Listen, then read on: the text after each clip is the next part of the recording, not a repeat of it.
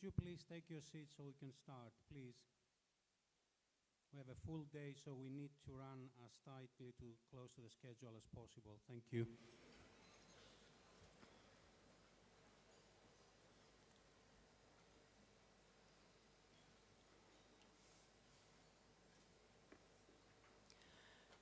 Your Royal Highness, members of the board, distinguished guests, ladies and gentlemen, good morning and welcome to the Stavros 4th Annual International Conference on Philanthropy.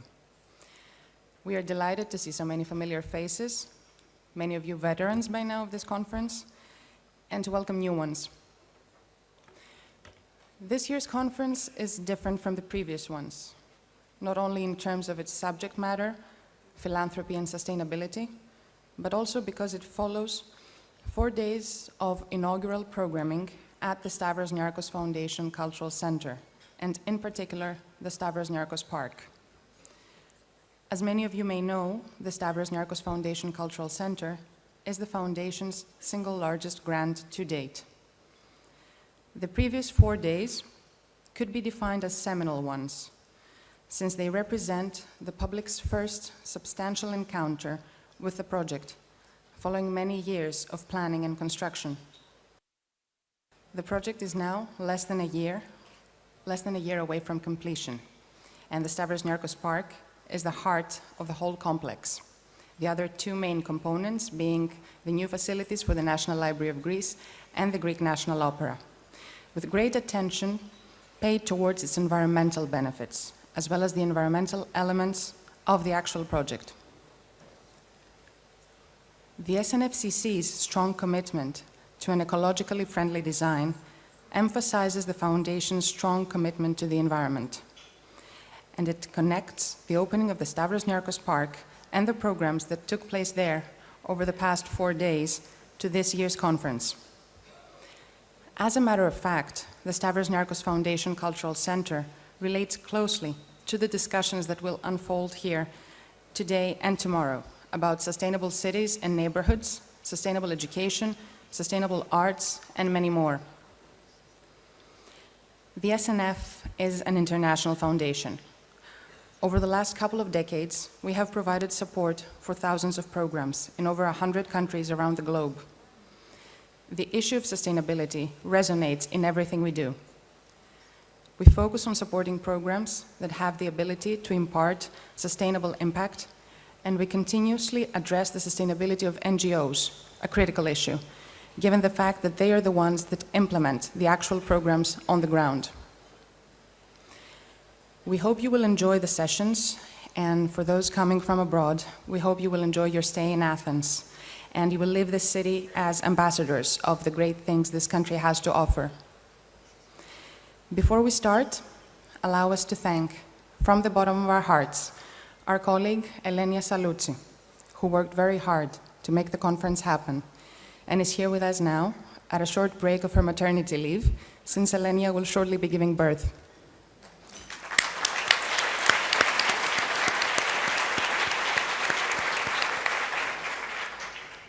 We would also like to thank all our colleagues at the Foundation, who have put a lot of hard work as well to make sure everything goes smoothly.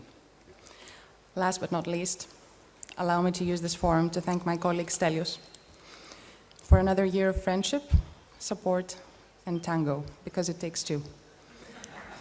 Thank you. Thank you.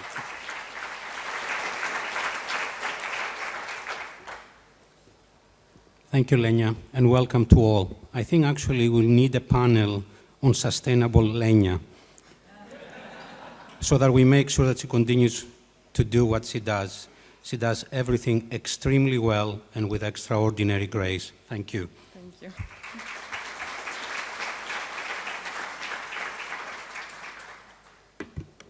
In addition to our colleagues and everyone else who has worked tirelessly in order to make this conference possible, I would also like to thank all of the participants, including the panel moderators and organizers. Putting panels together and moderating them can be a long and taxing process. We truly appreciate everyone's participation, as well as their efforts to create an intellectually rigorous and challenging program.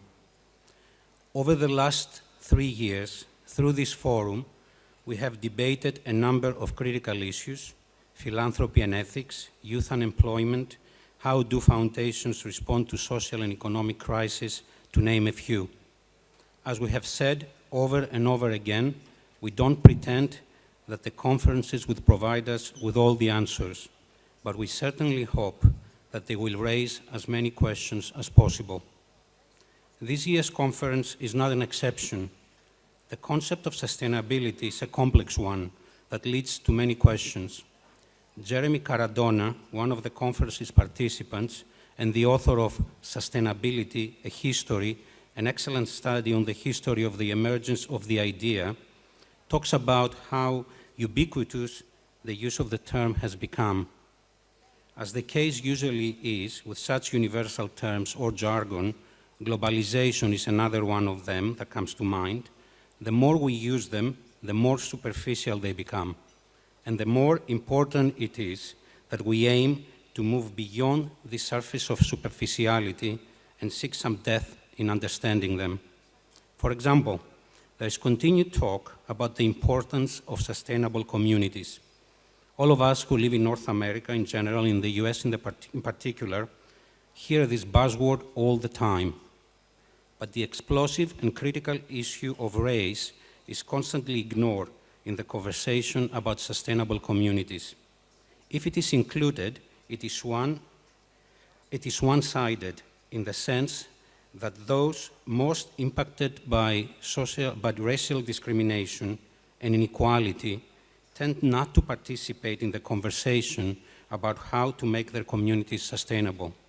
The perspective usually is very different from that of those who are setting up the parameters of this conversation. The same applies to the conversation about sustainable development or sustainable growth. Many would argue about the contradictory character of these terms. The term growth implies movement, a gradual increase, while sustainability implies upholding something at a certain level, a contradiction indeed. Continuous population growth places a lot of pressure on natural resources and the environment. The conversation on attaining sustainable development and growth is dictated by one side also, us humans. We always prioritize our needs and constantly readjust the terms to benefit us. Nature and its needs has no voice in this increasingly critical conversation. In considering these issues, we have to move beyond superficial accounts. What we are dealing with here are complex systems that are composed by a number of different but also interconnected parts which can behave in an unpredictable and in many instances rather arbitrary manner. Our aim is to instigate a conversation that moves beyond today's superficial use of these terms. And as I said at the beginning, we can provide all the answers, but what we strive for is to raise as many questions as possible. I just wanted to mention quickly that for those who use Twitter, there is a hashtag where you can do so, SNF Conf 2015. And now I would like to invite the Foundation's core president, Mr. Andreas Strakopoulos, to officially open the conference. Thank you again.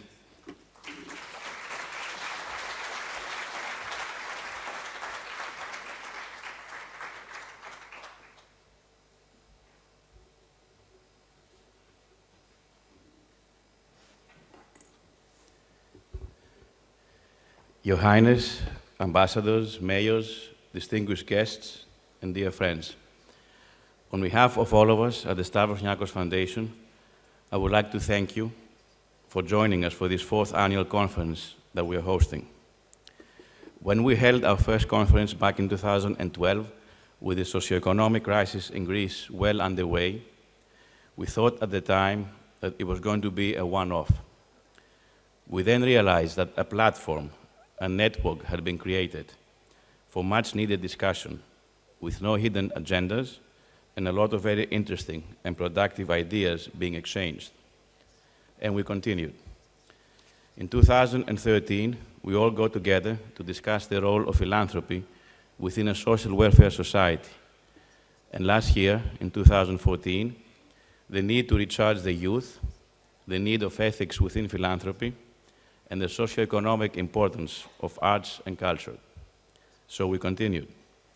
On the positive side, there's a lot of interest and many great ideas about how we can all contribute towards a better world, and the need to get together from different places, geographically, ideologically, philosophically, practically, is indeed invaluable. On the negative side, the socioeconomic crisis continues, not only in Greece, which seems to be in the front line, but the underlying socioeconomic issues are evident in many places around the globe, and the need to face them and do something about them continues unabated. The inequalities in income, education, in technological and medical advances, race, basic needs and freedoms, lack of hope and dreams are with us, all around us. And unless all the healthy forces get together to face them, trouble lies ahead for many of us. And we continue. During my opening remarks last year, I made reference to Franklin Delano Roosevelt, who is in his State of the Union address on January 6, 1941, stressed the importance of the four freedoms in helping ensure a better life for all the people around the world. His four freedoms included the freedom of speech and expression, freedom of religion and worship, the freedom from want, economic want, and the freedom from fear. Four essential freedoms that today, although many times taken for granted by many, are still essential and imperative to fight for, if we want indeed to ensure a better life all around the world for all of us and for our children. As a 21st century global society, we still need to be reminded of the importance of such freedoms. Freedoms enjoyed by many, yet again, freedoms that have to be secured for many more. In the last decade, it has been made clear that the social welfare state is not viable. It is rather the notion of the social welfare society that should be the goal. I would argue that this is not a matter of choice, but rather a matter of necessity. Necessity for a more just and efficient society, if not for survival itself. The problems are simply too many, too complicated, too big for the state to solve on its own. Certainly as such for the private sector to do so on its own, and obviously too big for philanthropy to deal with on its own either. We as people need proper collaboration between all of society's healthy forces in order to keep pace with the new challenges facing our world today. This year's conference deals with the issue of sustainability at large. The conference's focus originally was on sustainability in relation to the natural environment as a strategy to address increasing concerns about continuing environmental degradation. The more we looked into it, however, the more evident it became that the use of the word sustainability and sustainable has become pervasive in ways that extend far beyond environmental issues only. Today we talk about sustainable cities and communities, sustainable food, development, sustainable growth, healthcare systems, sustainable education, architecture, and ultimately a sustainable society and a sustainable future.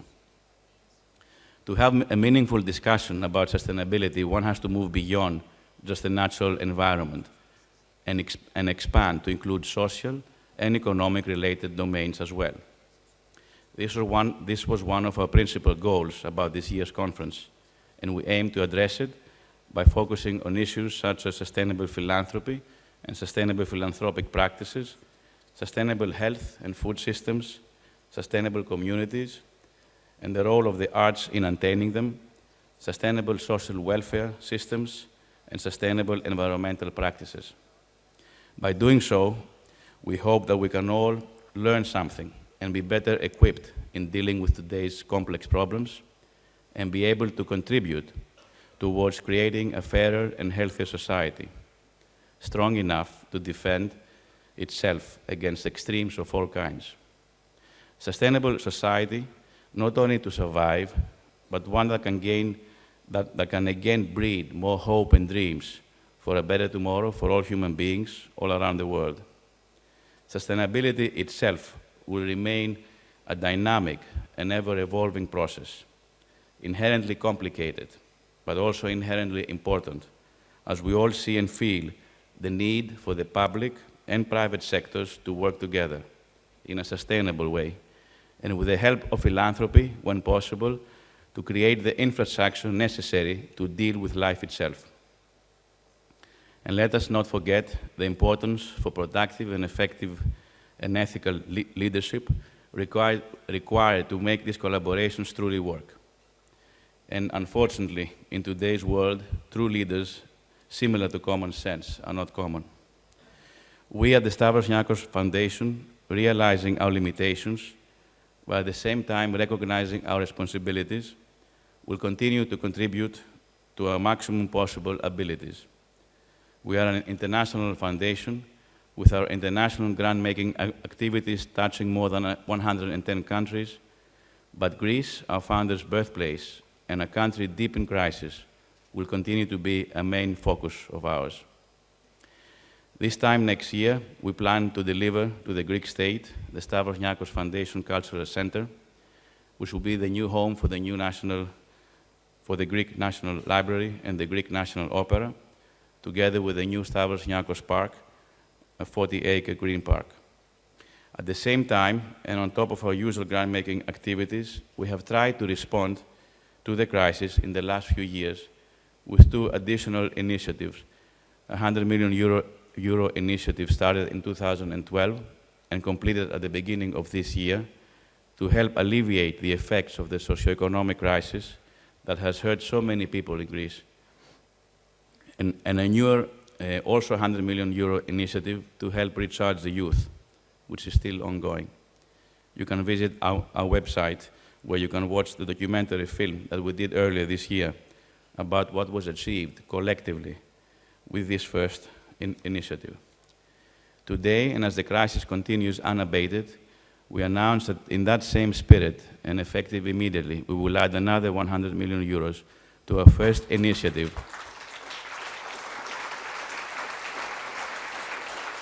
to continue to contribute towards alleviating the effects of this ongoing socioeconomic crisis, which has decimated in so many ways large parts of the Greek society.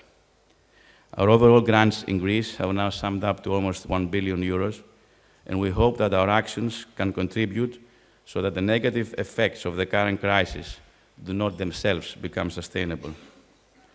Furthermore, we hope that our actions will not only alleviate the effects of the current crisis, but they will also serve as an example for at least the young generations that success also creates a duty, a responsibility to help others. Otherwise, success itself, and in many ways capitalism as we know it, cannot be sustainable in the long run. It is also a privilege and an honor to be able to do so ourselves. All of us at the Stavros Niarchos Foundation owe this amazing opportunity we have to help others, to my great uncle, the late Stavros Niarchos. And as Greece is experiencing the very tough current challenges, let us remember the famous Greek poet and writer, the late Yannis Ritsos, who in his poem, Don't Mourn for Homoiosini, which is another work for Greeks at large, written in 1968, he said, do not mourn for homoiosine, as he is about to kneel down, forced by a knife to the bone, by a strap to the neck. Here she rises again, she grows stronger and furious, and harpoons the beast with the harpoons of the sun. So again, thank you all for joining us, and we hope that you will find the presentations and discussions productive and fulfilling.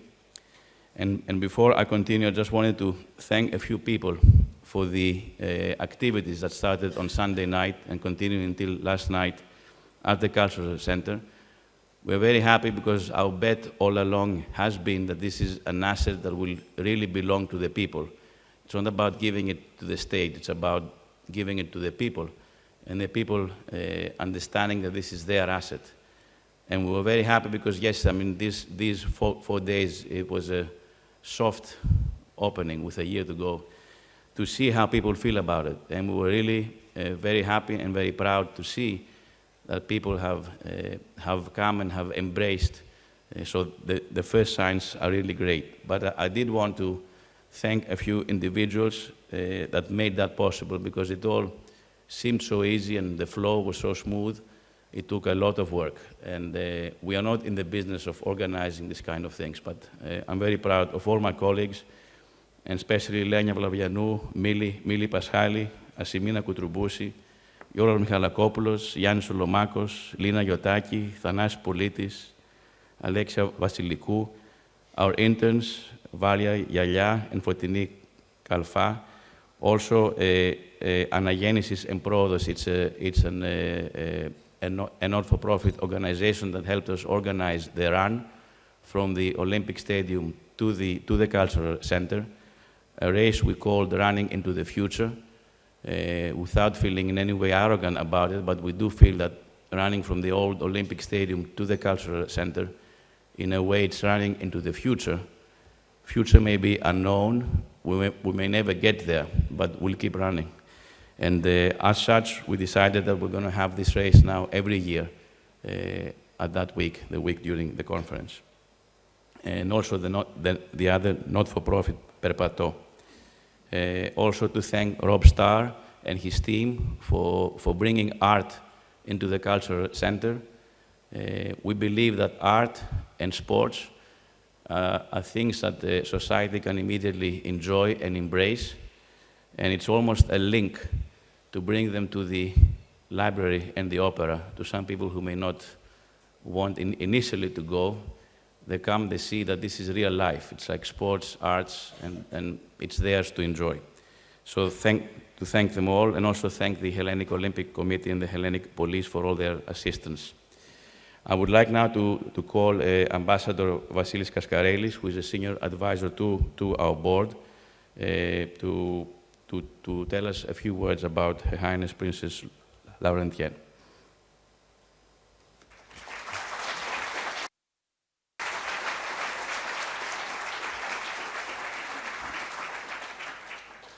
And now, it is my great pleasure to introduce this year's opening keynote speaker, Her Royal Highness Princess Laurentienne of the Netherlands. Princess Laurentienne is the founder and director of the Missing Chapter Foundation, an organization aiming to introduce and familiarize current decision makers with the ideas of future decision makers on a number of critical issues. The Missing Chapter Foundation aims to promote sustainable decisions by initiating a continuous dialogue between decision makers, children, youth, and young professionals. Its mission is based on the fundamental premise that decisions are more durable and gain value if they take into account the sharp insights, logical questions, and surprising solutions from children and teenagers. Princess Laurentienne's extensive philanthropic work has focused on promoting issues that aim to support the development of individuals and their impact on society, with particular emphasis placed on the fields of sustainability and literacy. She has been active in a field of sustainability and wildlife preservation for more than a decade. She is president of Fauna and Flora International, fellow at the European Climate Foundation, advisor of the Harbour of Rotterdam's Harbour Vision 2030, special advisor of Rewilding Europe, and a former senior advisor of WWF. In 2004, Princess Laurentienne founded Reading and Writing Foundation, which works both in the Netherlands and internationally to address literacy among children and adults. The foundation raises awareness on the issue, supports initiatives in this field, and actively combats illiteracy through the Language for Life program. As part of her international work, Princess Laurentine is Special Envoy for UNESCO on Literacy and Development. In 2011, Androula Vassiliou, the European Commissioner for Education, appointed her as chair of the EU high-level group of experts on literacy, which presented its findings in 2012. Furthermore, Princess Laurentine is president of the European Cultural Foundation and honorary president or patron of a number of other organizations, such as the Dutch Association of Public Libraries. The topic of her speech today is intergenerational dialogue, simply powerful and giant leap forward. Before we welcome her on stage, we will show a short video which is a concrete example of connecting generations and shows the value of empowering children as a change agent. Thank you.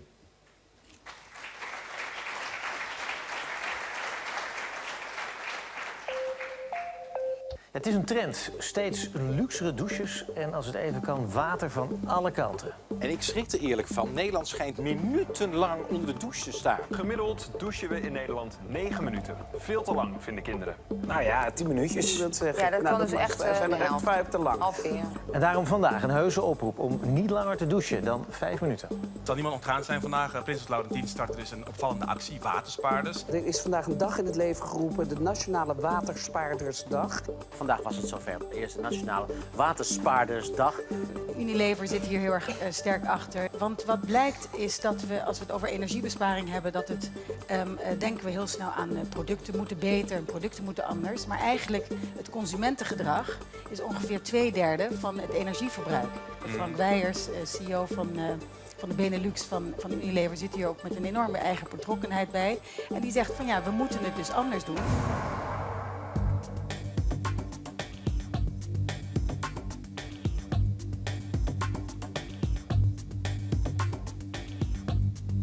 Ik douche 3 minuten, maar als ik mijn haar was, waarschijnlijk iets langer dan 5 minuten. En u wilt een eerlijk antwoord. Ik hou het niet bij. En ik denk dat het wel eens langer is dan 5 minuten. Ik denk dat ik wel eens over die 5 minuten heen ga, ja. Van 5 tot 7 minuten of zoiets. Ik denk langer dan 5 minuten. Maar ik moet zeggen dat ik wel door de aankondiging en door deze dag waarschijnlijk toch wel geprikkeld zal worden om korter te gaan douchen. Op 4 september was de eerste Nationale Waterspaardersdag in de Hermitage in Amsterdam. Hier kwamen kinderen en volwassenen bij elkaar om met elkaar in dialoog te gaan en op een ludieke wijze aandacht te vragen voor energiebesparing. Waterspaarders is een initiatief van de Missing Chapter Foundation, Unilever en het Wereld Natuurfonds. De Nationale Waterspaardersdag was een groot succes met veel media-exposure, wat onder andere zal bijdragen aan bewustwording en gedragsverandering. Nu zijn onze mensen natuurlijk van de toekomst en zij moeten beleid gaan maken en keuzes gaan maken. Dus ik vind het heel erg belangrijk. Het is fijn dat zij dus, nu een beetje de ambassadeurs zijn voor hun eigen toekomst en ook de onze. Kinderen die zijn heel belangrijk in het huishouden, in een familie, in een gezin. Kunnen ouders makkelijk een spiegel voorhouden, makkelijk aanspreken op hun gedrag.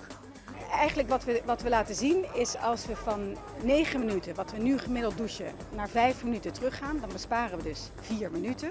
En 4 minuten staat bijvoorbeeld gelijk aan 2 jaar energie voor alle huishoudens in Nederland. Als dus iedereen dat gaat doen.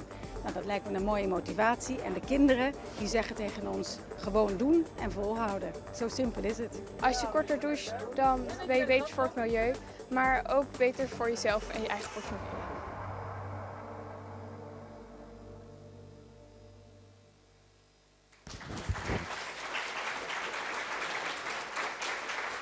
And just before Her Highness starts, if I can say that next year our 5th conference will take place in Thessaloniki.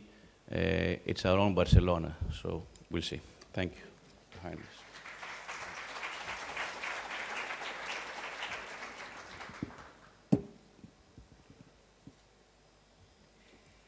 Kalimera. It is such a pleasure to be at a conference that starts with so much thoughtfulness and where you can feel in every vibe of you as an audience, the leadership of the organization to be part of this. And I'm really honored to be here. And together with the European Cultural Foundation, there's a great ongoing relationship with the Stavros Niarchos Foundation, and we're really delighted. And later today, we will continue that partnership also with the city of Athens. As you also refer to, we live in a time of accumulative challenges of alarming magnitude. And all those issues require change. There is, as we know, about 1 billion people around the planet that live in extreme poverty. There are inequalities within countries, among countries, that are rising. If we're going on the global warming rate as we are now, we're on a 4-degree trajectory, which we know is truly not sustainable. We know that 75% of our oceans are being overfished. In other words, we as mankind, we are eating up the planet at an unsustainable rate. This short movie that you saw, this example, shows what you can achieve when you think of a particular set of actors in society as change agents. And if you think of the perspective, who is the change agent who can help address these issues? In this program, for example, 30,000 children are the change agents within their families to take everybody along and say, why don't we just do it? And we're shifting the norm from the way that people use energy and use water. Now, I have to say that the alarming facts that we know, together with the insightfulness of children and the power of young people to help us think through, I have to say has changed my worldview forever. And it's also made me acutely aware of the passing nature of my own existence, I have to say. That when you are constantly in dialogue with children of 9 years old, 10 years old on real issues, they're not the ones who are going to make the decisions at this moment. They are not the ones on whose shoulders we put the decisions and the solutions, but they can help us think through in it. I'll come back to that. And I feel increasingly that children and young people are natural philanthropists. They don't think in terms of change because they have the power of not knowing how it was. They just think of how it should be, and they realize that what we need to do is the right thing. So they go to the very essence of the word philanthropy for me. They also make me realize that we have to think maybe sometimes more radically and more uncompromising. And I'll give you an example of that. The whole notion of sustainable development that we know and that we know from the Common Future report. As was put in the program as well, I will read the definition. The notion of sustainable development is meeting the needs of the present without compromising the needs of future generations to meet their own needs. But I have to say, I have an issue with that. I wonder if it's radical enough, because I wonder, with the way that we're taking decisions at the moment, for example, on climate change, and with the COP going forward in Paris later this year, sometimes this current generation, we find excuses to meet our own needs, to make the decisions, not really thinking about the compromising situation we put future generations in. So perhaps we should replace sustainability by future-proof. And if we think from that perspective, perhaps then we should turn the definition to making the decisions now that are necessary to enable future generations to meet their needs. In other words, flipping the perspective from the now to the future.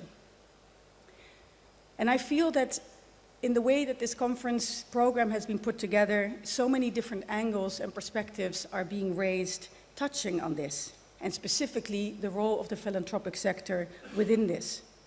And that in essence, it's about the role of philanthropy as a change agent to achieve future-proof communities and societies.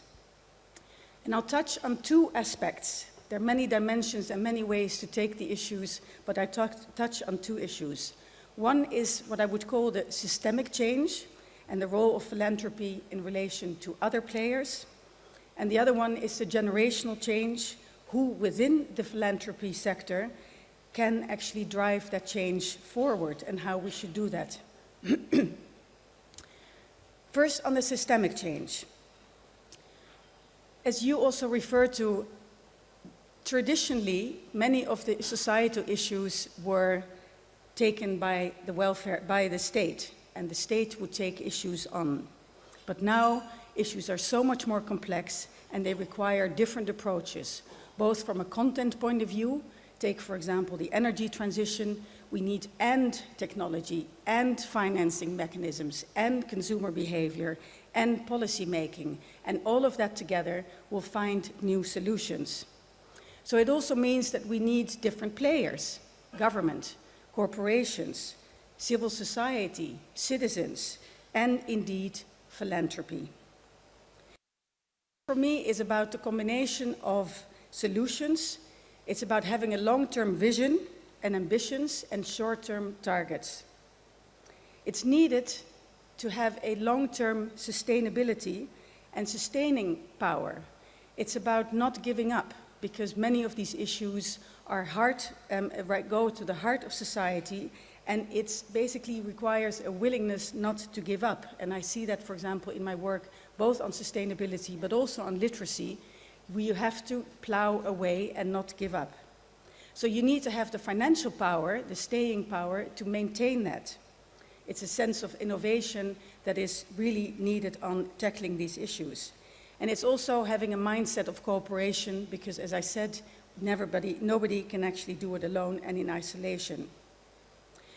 Two examples of this new way of how we organize the addressing of issues and the role of the philanthropy sector within that. There's much talk also in the Netherlands about the participatory society. And there's many ways to look at a notion like that, but you also realize it's not a shifting the responsibility, but it becomes a joint responsibility. And there's an initiative where the corporate sector, government, and the philanthropy sector are working together to identify pressing issues that require so many different angles that are perhaps not so easily boxed in, and you actually require everybody to work together. And, for example, issues that may fall between the cracks, like investing in young people from an early age and growing up safely and healthily.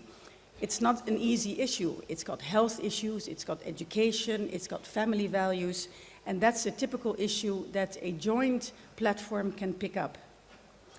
Another interesting example, I feel, of the philanthropy sector playing a very innovative role is in the post-2015 development agenda and the set of 17 sustainable development goals. Now, traditionally, perhaps, the philanthropy sector would say this is something for the states, this is not for the philanthropy sector. But now there's a platform, a partnership platform for philanthropy, and it's really about helping that process with philanthropic input to make the Sustainable Development Goals successful. It's playing an active role in that international field. And the importance of the implications of, and the commitment of the philanthropy sector cannot be underestimated. This sector is not ruled by political horizons. It already has an amazing investment worldwide of $59 billion into development, and it should be having a mindset of cooperation. I feel that there, within the philanthropy sector, much can still be done to actually cooperate with different players. Everybody has to get out of their comfort zone a little bit. That was the systemic change. Now I'll move to the generational change, what I mean by that. It's perhaps less of a macro level that I just touched upon, and it has to do with the dynamics of the generations within the philanthropy sector, and especially I work a lot with family foundations. This is obviously a grand example of a family foundation and the issues that we see. And I feel that the Stavros Niarchos Foundation, with its innovative approach, is slightly different and really a wonderful example, and your thought leadership within the sector is much needed. Because what we see and what is underpinned by research is that, for example, an issue like sustainability traditionally has much less investment than other issues that are perhaps more clearly identified. So what we see happening within the sector is, perhaps is a strong word, but a clash of generations, where older generations have different worldview than younger generations of philanthropists. More traditionally, perhaps there was more of a drive to do and to invest from a passion point of view, from an interest point of view, rather than to turn around and say, what does society need, what do communities need as an investment? That is a different approach to how you determine what to invest your philanthropic money in. So what we feel is needed, and where there's an increasing trend with an increasing number of young philanthropists coming on board, is a neutral space, a shared space for shared learning between generations to actually develop a shared worldview, to realize on the basis of knowledge, for example, on climate change, which is an issue that is not invested in at all, let alone an issue like women and climate change, even though that women and children are the ones most affected by climate change, and to actually say those are the pressing issues that do need investment. But for that, different generations need to come together and look at it from different perspectives, but get an understanding of the shared ambitions. So it's a great opportunity, also within the sector, to develop alignment between the older and younger generations. Together, I feel you have more power. You have the wisdom of the older generation, but you have the insights of newer generations, perhaps different ways to make an impact, through digital means, for example, and that should actually come together. And I think much can still be done within the philanthropy sector forward. And it does, I realize, take courage and a truly altruistic love of mankind, as the word philanthropy suggests, to step over your own boundaries and to say, and to be guided by what's needed to be achieved to make our societies more future-proof. I see within this work of putting decision makers together with children that it needs an openness of mindset to do something a little bit different than what you usually are used to. So back to my question about who's the change agent. The question is, who within your work, and you all have your tremendous areas of activities, and the richness of this program is reflecting your work and the diversity of your work. So the question for me is always, who is the change agent? Who has the inner drive, the possibilities, the knowledge, and the mindset, as well as the power to effect structural change needed to create those future-proof societies? In other words, is it children? Then in that case, we need to empower them to make that change happen. Not in isolation, but empower them to link them to those making the decisions. They deserve that dedicated support to help achieve their mission. Sometimes it's children, sometimes it's women, sometimes it's decision makers.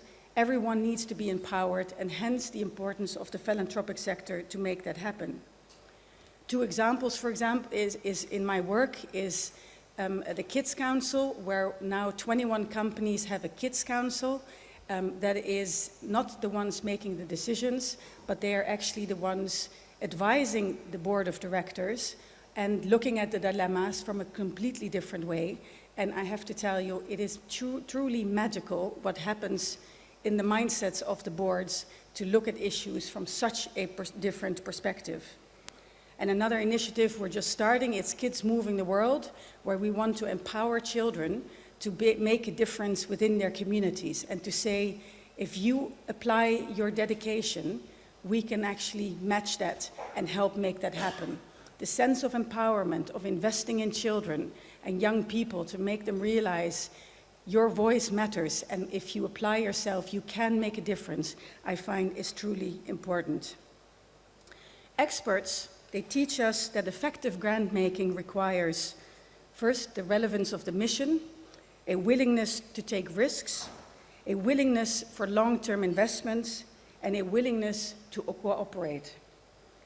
When you ask children about what it takes and why adults have such a hard time doing the right thing sometimes, they give us very interesting advice, and I'll just share a few thoughts with you. Children tell us that adults often skip the first step. Children tell us that our steps are too big. They tell us that we often think about ourselves first and not the other. Children teach us that you can never do something alone. And children tell us that we should never forget, but adults do forget, why we do something. If you start with the why question and you continue to ask yourself why, you will always end up to the core of the problem and therefore the solution. Again, I am deeply impressed with the Stavros Niarchos Foundation.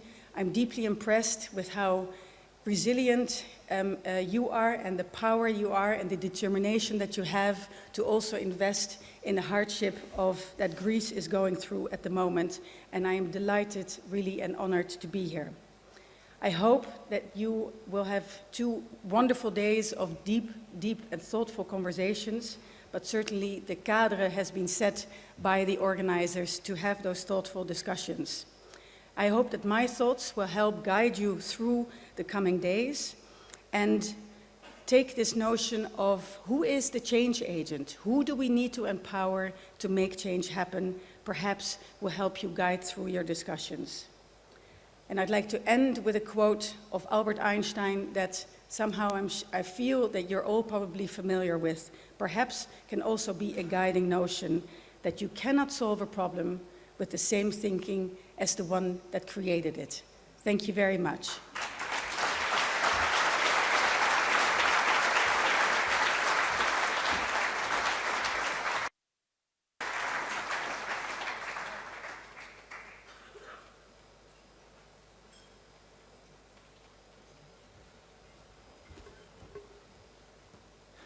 Thank you, Your Royal Highness.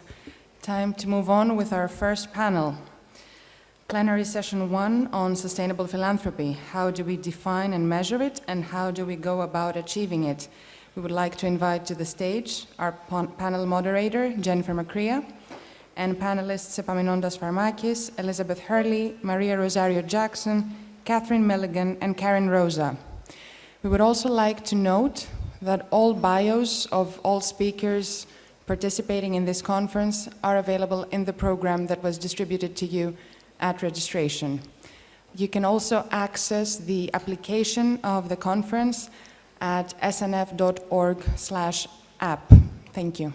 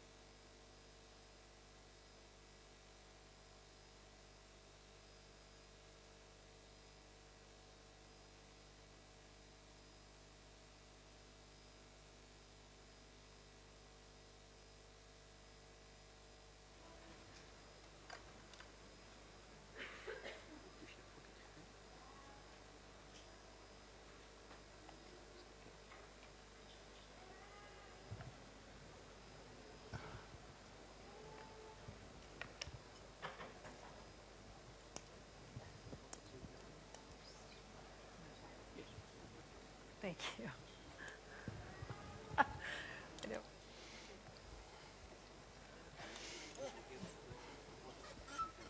About the question.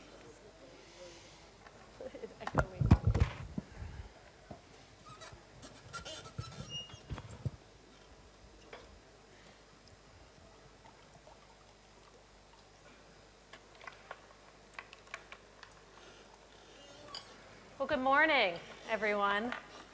It's such a pleasure to be here in your lovely country. And I want to thank again the Stavros Niarchos Foundation. Andreas, thank you. Stelios, your entire amazing team that it's been such a pleasure to work with. Her Royal Highness, that was quite a beautiful introduction. And many of the concepts I think we'll reinforce today. I'd like to start, I think we have a few polling questions that, do you all have your polling machines? If not, you can raise hands. I don't know, are those going up on the board? The polling questions? I don't, yes? Okay, so the first question is, where are you from? So if you can press your button, 1, 2, 3, or 4.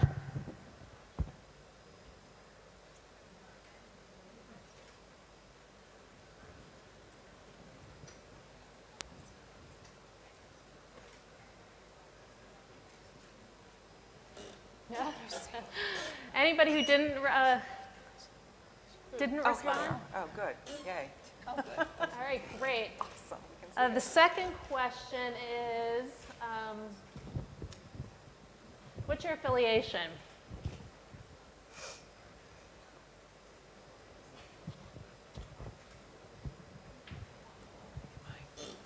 There's a better view. Someone's squeaky. It's me. It's me. I can't move. Okay, good posture. Good posture. That's great. Thank you. I'd also like just a quick show of hands.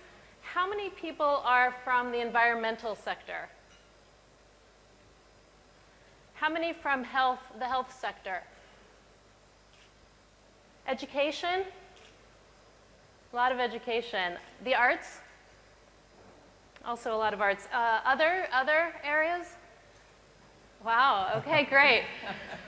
So I'd like to encourage you throughout this entire conversation to, this is where we're going to have this be as informal and lively and interactive as possible, because I know we all don't like the traditional just kind of go down the line panelists, and I'm very fortunate to have panelists who have deep knowledge and expertise, and are also, we really have not prepped much, because we want this to be a very spontaneous, interactive conversation. But I want to encourage you, we'll have a formal Q&A session at the end, but I'd love for people, if you have questions as we're talking, please raise your hand, and there are mics around the perimeters here, and feel free to ask some questions relevant to something that's just been said.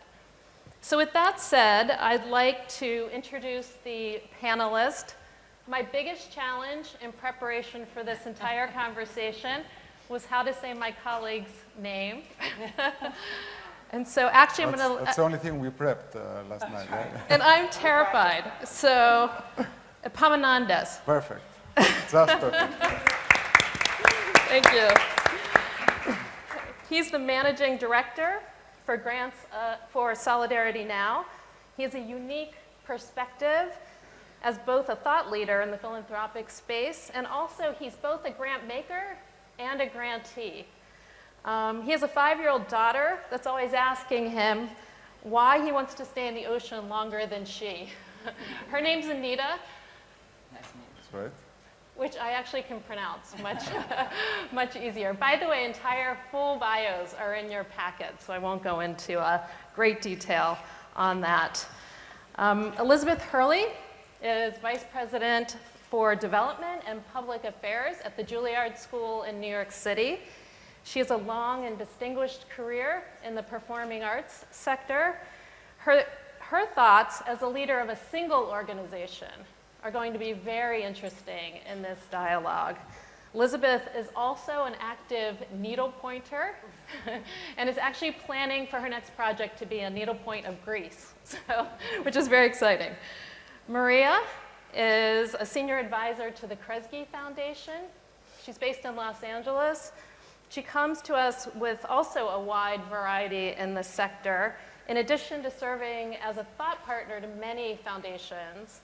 in other organizations. She's currently teaching the next generation of emerging leaders about philanthropy at both UCLA and the University of Southern California. So what we were talking about earlier, and I think a really critical issue in this discussion, is how are we talking to the next generation? Catherine Milligan is the head and director of the Schwab Foundation. Oh, I should add that Maria is a competitive shoe shopper and is a cook. She's a chef. She loves to cook. Catherine Milligan is the head of the Schwab Foundation for Social Entrepreneurship. We're thrilled to have Catherine join us from Geneva because this is actually their crunch time, so she was very gracious to come here today. Since the Schwab Foundation is neither a grant-making organization and does not have an endowment, she also has an interesting perspective because it is a programmatic foundation focused specifically on leveraging social entrepreneurs and social enterprise. I think she'll add also a really valuable perspective. She has 3 children under 6, which is another reason why we're impressed that she's here. And she is, in her own words, the most delinquent member of her book club. Lastly, Karen Rosa is Vice President and Executive Director of the Altman Foundation, based in New York City. As a representative of the funding and grant-making side, she is going to also add some interesting thoughts from the point of view of somebody who has to make these kinds of decisions day in and day out. She's a serious foodie and looking forward to having some wonderful Greek food while here, and she'd love some recommendations, so please feel free to give some recommendations. So, you know, this is really quite a hinge moment in the philanthropic sector. There's a tension, I think, that exists that we've been talking about already. And my question is really just to start with, and just go down really quickly with each of you, what 2 to 3 words come to mind when you think about sustainable philanthropy? I would say that the definition is not clear, and it's by no means universal. But the 3 words that come out would be social, in terms of social sustainability, transparency, and collaborations. Thank you. I think from my point of view, metrics, very important. We have to understand the success of the organizations and projects that are being invested in and how they can be sustained. That can't happen without collaboration, really, between grantee organizations, funders, and the third thing I would say is really the private sector. The private sector is going to be so important as we move forward in terms of driving research and helping the public sector towards sustainability. So what comes to mind for me when I think about sustainability... Is your mic live? I think so. Can you hear me now? Yeah. Yes. Okay. So what comes to mind for me as I think about this is the idea of interdependence and how we are interdependent as human beings and how the different policy silos that we work in fact, are really not independent but interdependent. I also think about the reality that we have to hold both a sense of urgency and patience concurrently. And I think about measurement also, how it is important and how it can take us down the rabbit hole as well. Can people hear Karen?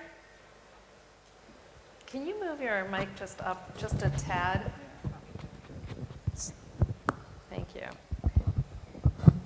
And I would just, I'm happy to expand on any of these terms more, but just quickly I'll throw a few things out there. I'd say unrestricted, diversified, catalytic, and more than money. Thank you. I would say I loved what Her Royal Highness said about future-proof. I think you can think about that in many ways. Future-proof, meaning that it will exist into the future, but also future-proof. What is the proof in the future that what we're doing makes a difference? And I think that brings in a lot of these ideas about results. We're very results-based at the foundation. And it also talks about capacity building and about investing in human beings, because that's what will make a difference over time. Thank you. So we're going to basically have the conversation around these topics, which, as I'm hearing it, essentially fall into 4 main categories that we need to be thinking about as leaders in this sector in creating at least some dialogue and conversation around what sustainability means.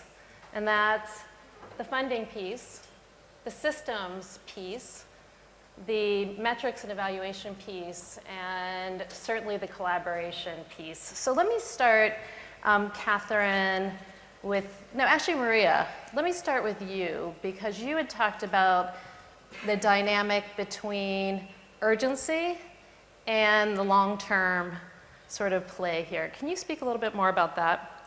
So I think, can you hear me up here? Yes? I don't know, can folks hear? No. I think better? you're all a little light.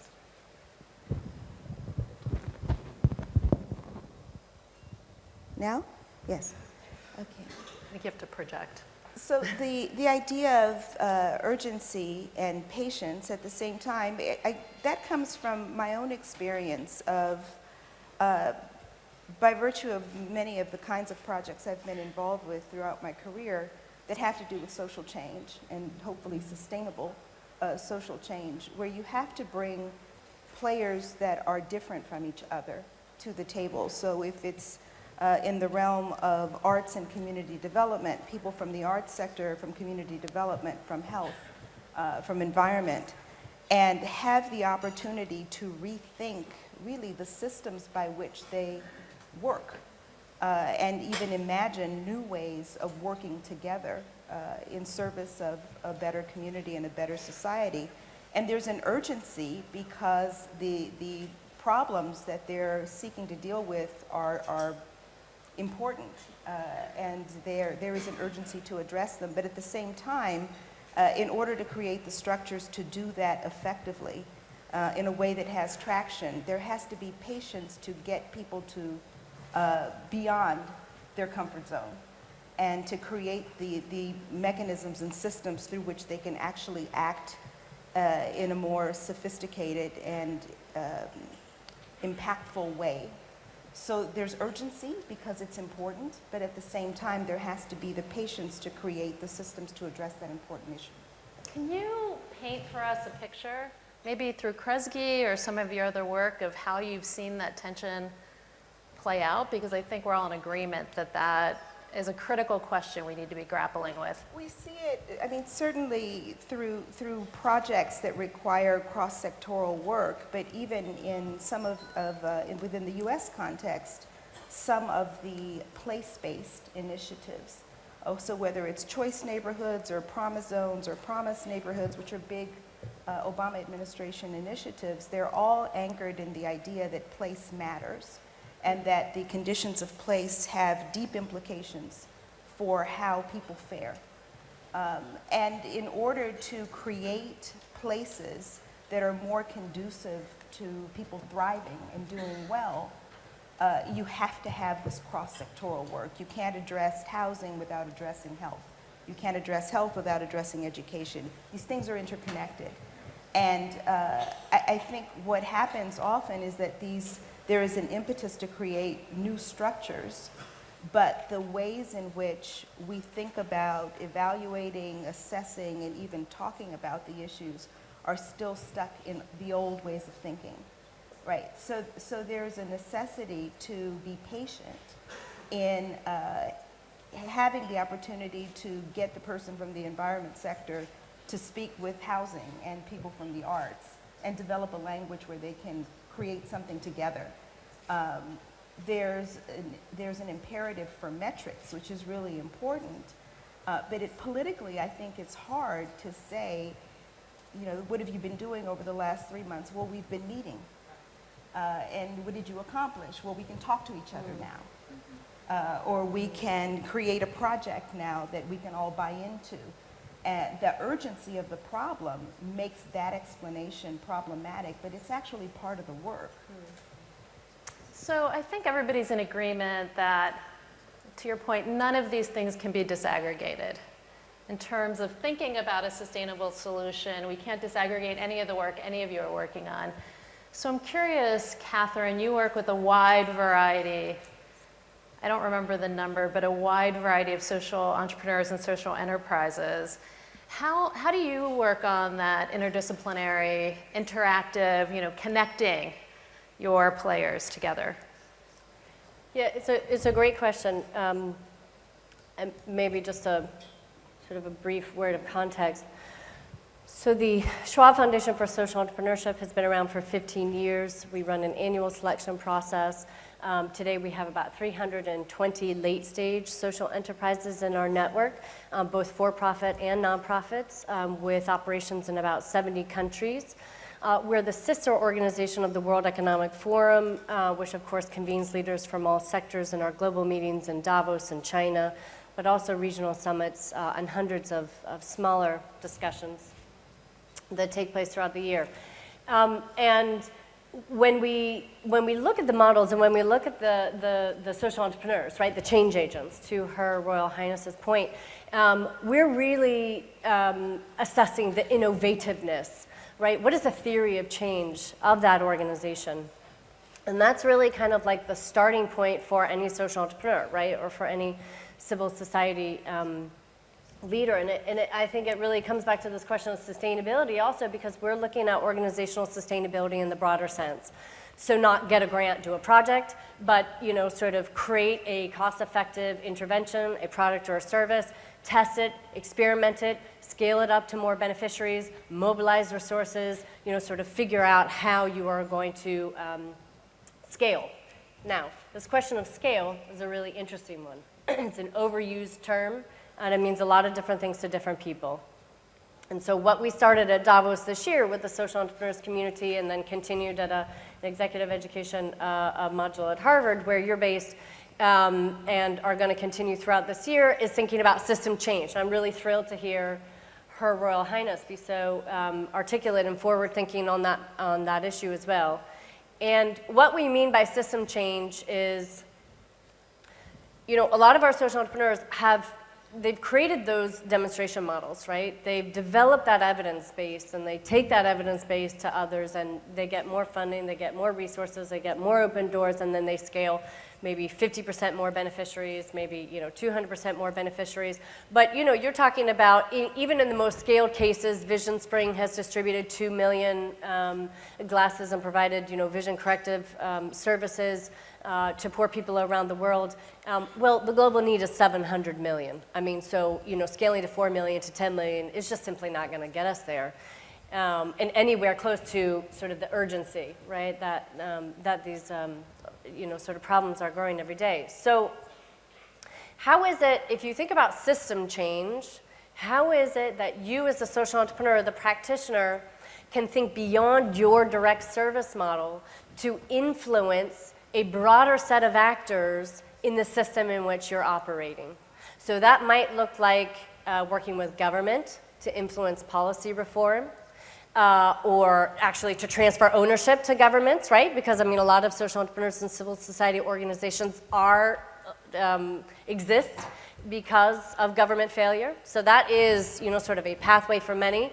It could look like partnerships with corporates. It could look like trying to create coalitions of organizations to disseminate a methodology, right? And then you're all sort of mainstreaming a certain practice. So, A, you're not going to get there alone. B, you've got to figure out how to have this larger systemic influence. And everyone is really kind of struggling with this question, right? And as we sort of unpack this at Harvard and with the community, we actually sort of kept coming back to the same thing. Who is going to pay for it? I mean, if you are going to engage government in sustained dialogue, if you are going to be reaching out to corporates and try and cascade your programs across their supply chains, I mean, you have to put head count against that.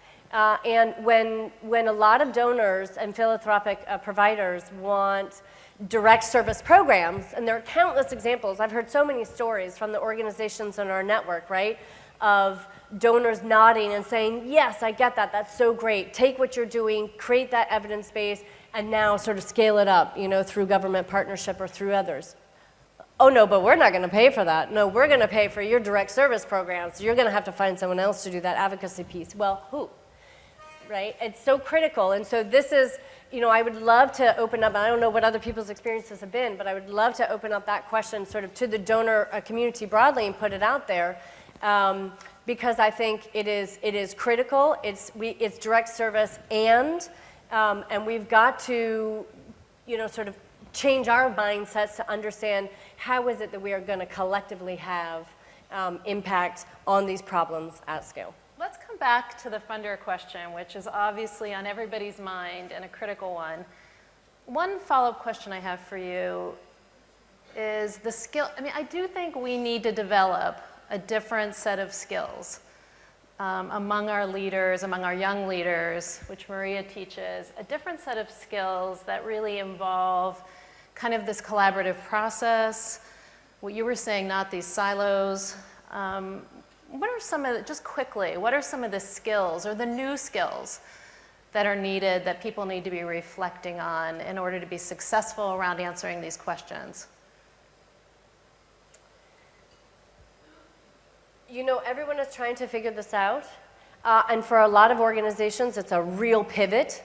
I mean, and so for the leadership, it is stepping outside of your comfort zone in a big way. Right? You know how to deliver your program, sort of, you know how to talk about that. But now all of a sudden, this is convening people. This is, you know, sort of language. Language is a big one. Being able to create those bridges of trust, being able to understand what the private sector is saying when they are using the same words that you're saying, but actually you're talking about different things. You know, sort of figuring out how you build those bridges, figuring out how you mobilize your team. I think that's a big issue for these leaders, is not just about, you know, sort of your eye on the prize and what you see. It's about bringing the organization along with you. And sort of that senior level of management and making sure that they're involved in that change management process, because a lot of people get very uncomfortable. They're, you know, when they know how to do this, but now when you tell them we're going to do this, that's, you know, creates a lot of anxiety. So those, you know, are some of the things. I think comfort in multiple sectors, being bilingual, multilingual in a sense of speaking many languages, and being that sort of change agent of mobilizing and bringing your leadership along with you.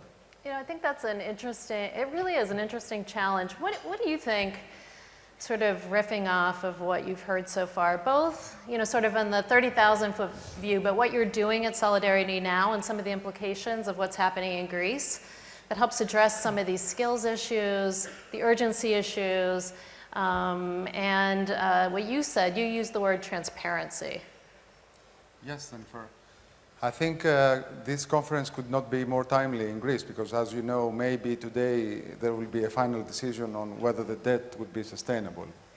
So sustainability is being used across sectors, as we heard earlier today as well, the environment, energy, education, and other such sectors. What I think is important to do, and relates to our work in Greece as well, is to change the cycle that funders would fund programs that relate to their philosophy, and also that CSOs or other organizations would be just supplying programs and try to be good at what they do, so that the donors would in effect buy these programs. I think our philosophy is that we, as Maria said, I think that we have to get organizations to talk to each other. We have to have the government and all the stakeholders talk to each other and prioritize. And we have tried to do that by setting also 2 centers in Greece, one in Athens and one in Thessaloniki, where we have partners, NGOs or CSOs, partners in each center. So they learn to work together, they each offer services, but they also interconnect and work, and we have more than 30,000 beneficiaries in less than a year. So by learning to talk to each other and facing common issues, because I strongly believe sustainability is about tackling problems, the root causes of problems long term, not being successful, as sometimes people think, in continuing your programs. So we have to, I believe, break that cycle and start building organizations, building collaborations so that we can, in effect, give macro solutions to these problems. How do you address this at Solidarity Now, very specifically? Yes. Well, it's also very timely because yesterday the United Nations announced that it is clearly a humanitarian crisis, the migration issues and the flows in Greece and Italy. And for the first time, we have more flows coming into Greece than Italy, 63,000 since January 2015, which is a massive problem. So we could not avoid offering services, but what we want to create is sustainable solutions.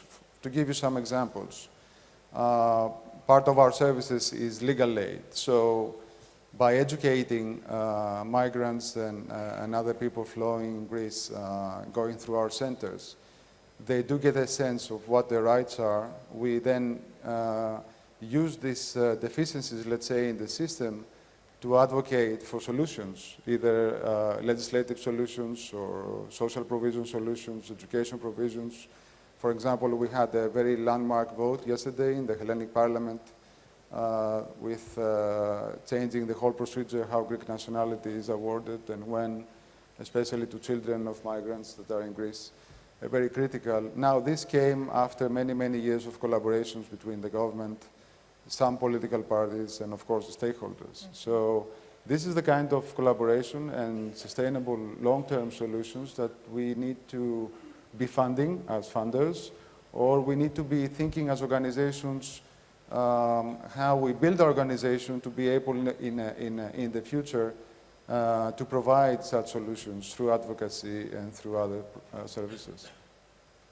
Thank you.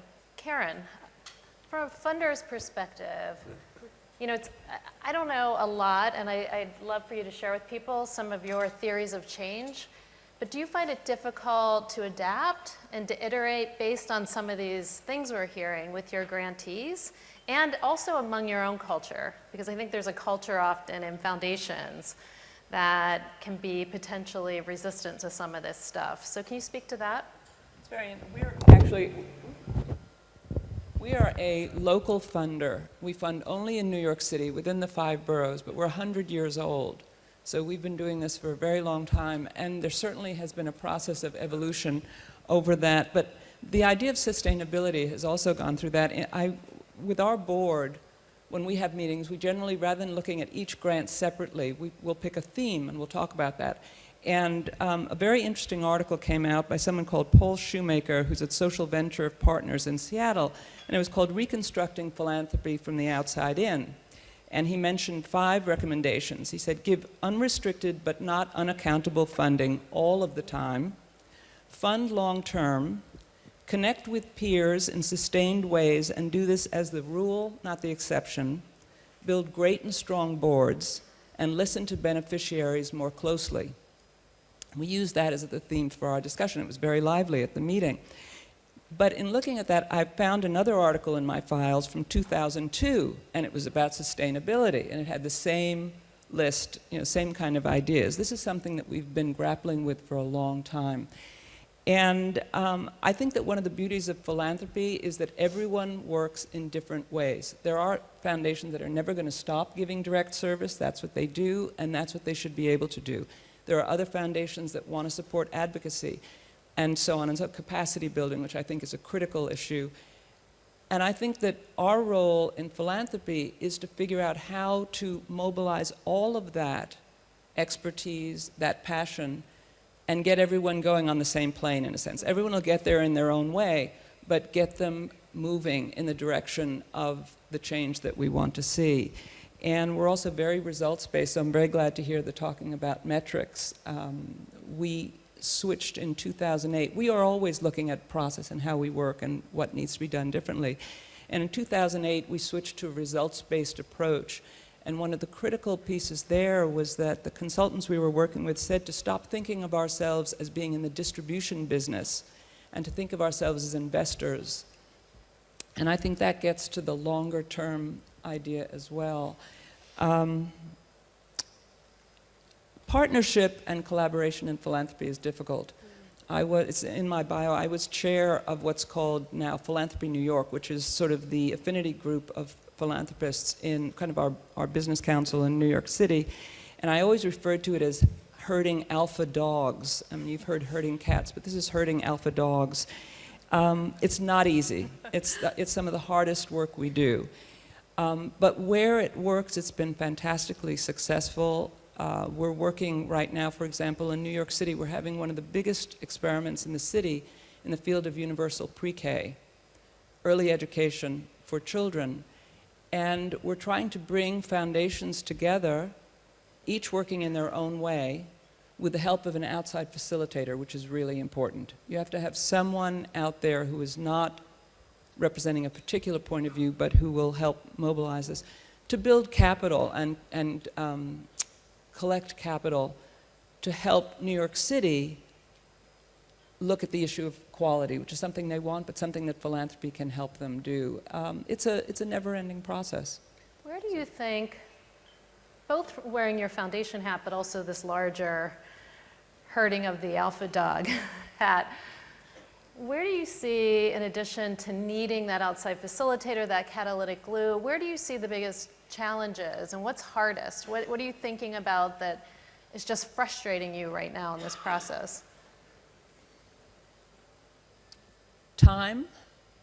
Foundations have a pretty long, it's hard to move quickly. I think for grantees, there are things that are as simple as application processes, reporting processes. At one point in New York, we had a sort of common application and people could fill out one application. And generally when we're doing work, whether it's a pooled fund or an opt-in fund or whatever, we will accept whatever application people send in. But as a general rule, we do have our own set of questions, and all foundations want you reporting on different things. And I think that would be a huge help to the sector and to the nonprofits if we could get together around simple, basic things like that.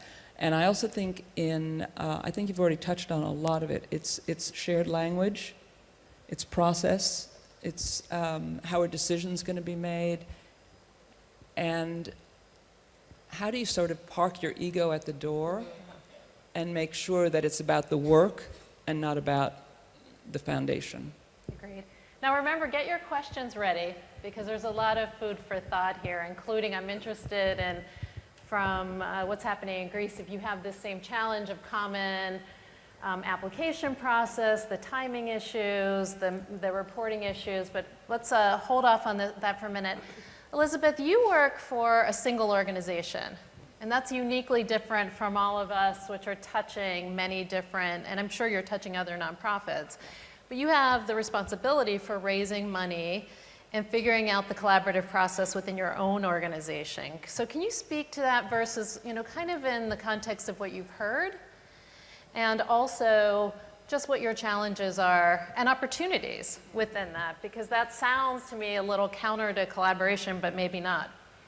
Well, it's a great question, and I'd just like to reflect on something that Maria talked about, the tension between urgency and patience, And one specific example from my own career comes from the time I spent working for the Chicago Symphony Orchestra in Chicago, Illinois. It's a world-renowned Western classical music organization. And around the time of our centennial, we were presented with a wonderful opportunity, but also a challenge from the private sector. The home of the Chicago Symphony was about 100 years old. We had outgrown it. A similar situation existed for the Lyric Opera of Chicago, also a very fine organization, and in many ways, a competitor of the organization that I worked for, the orchestra. But the private sector, in the form of civic leaders, large corporations, large foundations, came together and said to both of us, we will raise $100 million to be divided equally for you to do the work that needs to be done to your home, your traditional home. But we are requiring two things from you. One, that you raise at least a like amount of money to match what we're doing for you from other sources. And two, that you view this grant not just as an opportunity to update your bricks and mortar home, but that you use the opportunity, we're challenging you to use this opportunity as a chance to reimagine what you are as an organization and to reimagine the way you relate to the community. And this all was, you know, the state and the quality of public education is an ongoing topic of conversation in the United States, certainly in Chicago. And the Chicago public school system is well known for its many challenges. And the group of the private sector really wanted these two leading arts organizations to think about how we could make a difference and how we could engage with the community in a more meaningful and beneficial way, not for ourselves, but for the people of Chicago. And the process that we went through was very interesting because we, the Chicago Symphony, hired an external facilitator, someone who did not come from Chicago, who was not involved with the art scene in Chicago, and we brought them to Chicago to facilitate a series of meetings and conversations between our organization and community-based organizations, community-based arts organizations, educational organizations, social service organizations throughout the neighborhoods. And it was really, it was hard. As we embarked on it, you know, of course we were excited about it, and the organization had a very sincere and very long-standing series of educational programs, but they had evolved out of what we thought we were good at and what we thought the community wanted and needed. And what we found out through this series of conversations was that the had a lot of opinions about the Chicago Symphony and a lot of opinions about what we were doing for the community, and a lot of it wasn't very positive. And so those conversations really informed the decisions we made, not only about our building, but more importantly about the programs that we were envisioning for the community-based organizations, for the schools. The initial part of that process took about 18 months, but the conversation almost 20 years later is still ongoing. And it reflects what I believe is a very important core value of that organization, which is to not only reflect the community in terms of the diversity of the community, the people that serve on the board, the people that work for the organization, the people that perform with the organization, but also to engage people in a very sincere way. And that speaks from what I do as a fundraiser for arts organizations, speaks to very much to sustainable philanthropy, because this was something that the philanthropic community wanted to see. This also reflects a core value of the city and of the community. And, you know, I'm very proud, you know, so we felt a lot of urgency, right, at the beginning, because we had a $50 million challenge. We had to figure out where that money was going to come from. We had to answer all the questions of the private sector that was raising this money for us. We had to show them that we were making the right moves in terms of engaging the community. So we felt that urgency, but it also took a lot of patience. We had to hear what the community thought, and none of these, you know, programs could be developed overnight. So, but I'm very gratified that almost 20 years later, the programs have grown. The Chicago Symphony has an entire division called the Institute, which is the umbrella organization for all of its community and education programs. The face of the organization is completely different.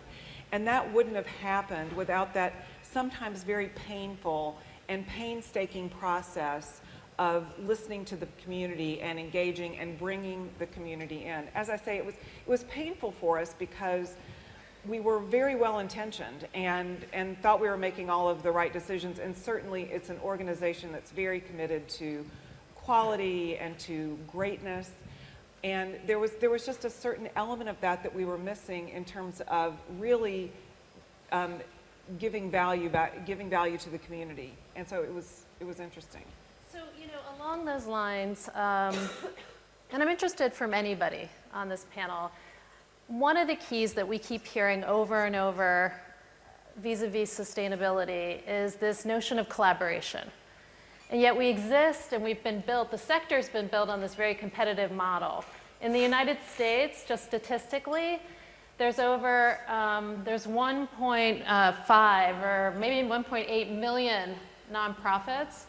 There's something like 3,000 created every month in the United States. Every month there's 3,000 new nonprofits. How many do you have in Greece, do you know? We have over 35,000 registered, but really the core group is a couple of thousand that are really developing programs, and yes. And it's, the trend is going in that direction versus going in a more collaborative direction vis-a-vis organizations getting together. So from anybody on the panel, I'm curious, if we all have this goal of collaboration, and Catherine and Karen both spoke to this, as did Maria, but how do we break out of that silo mentality? It's the only way we're going to get, I think we agree, or what we're all saying is it's the only way to get out of that unsustainable results. So whoever wants to take it. I have a thought. I do think the motivation for that type of collaboration needs to come from the funding sector. I think funders need to come to nonprofits and NGOs and say, this is a value, this is what we want to fund. And from my point of view, the most valuable type of collaboration can be around infrastructure, particularly for smaller organizations. I, at one time, worked for a smaller organization in Millennium Park in Chicago, and we were part of a consortium funded by a large foundation in the United States that enabled us to convert to a new database that really revolutionized the way we were able to do business. And this consortium funded this same type of conversion for a number of small arts organizations, and again, took all of those organizations to a level of efficiency and data collection, et cetera, that would have been impossible on our own. Karen, and then, Maria, and then Karen, from the funding perspective, do you agree with that? Well, from the funding perspective, I was going to offer, hopefully, a useful example that has to do with where you sit. So Kresge is a national foundation, and often it funds organizations in cities where it doesn't have a base.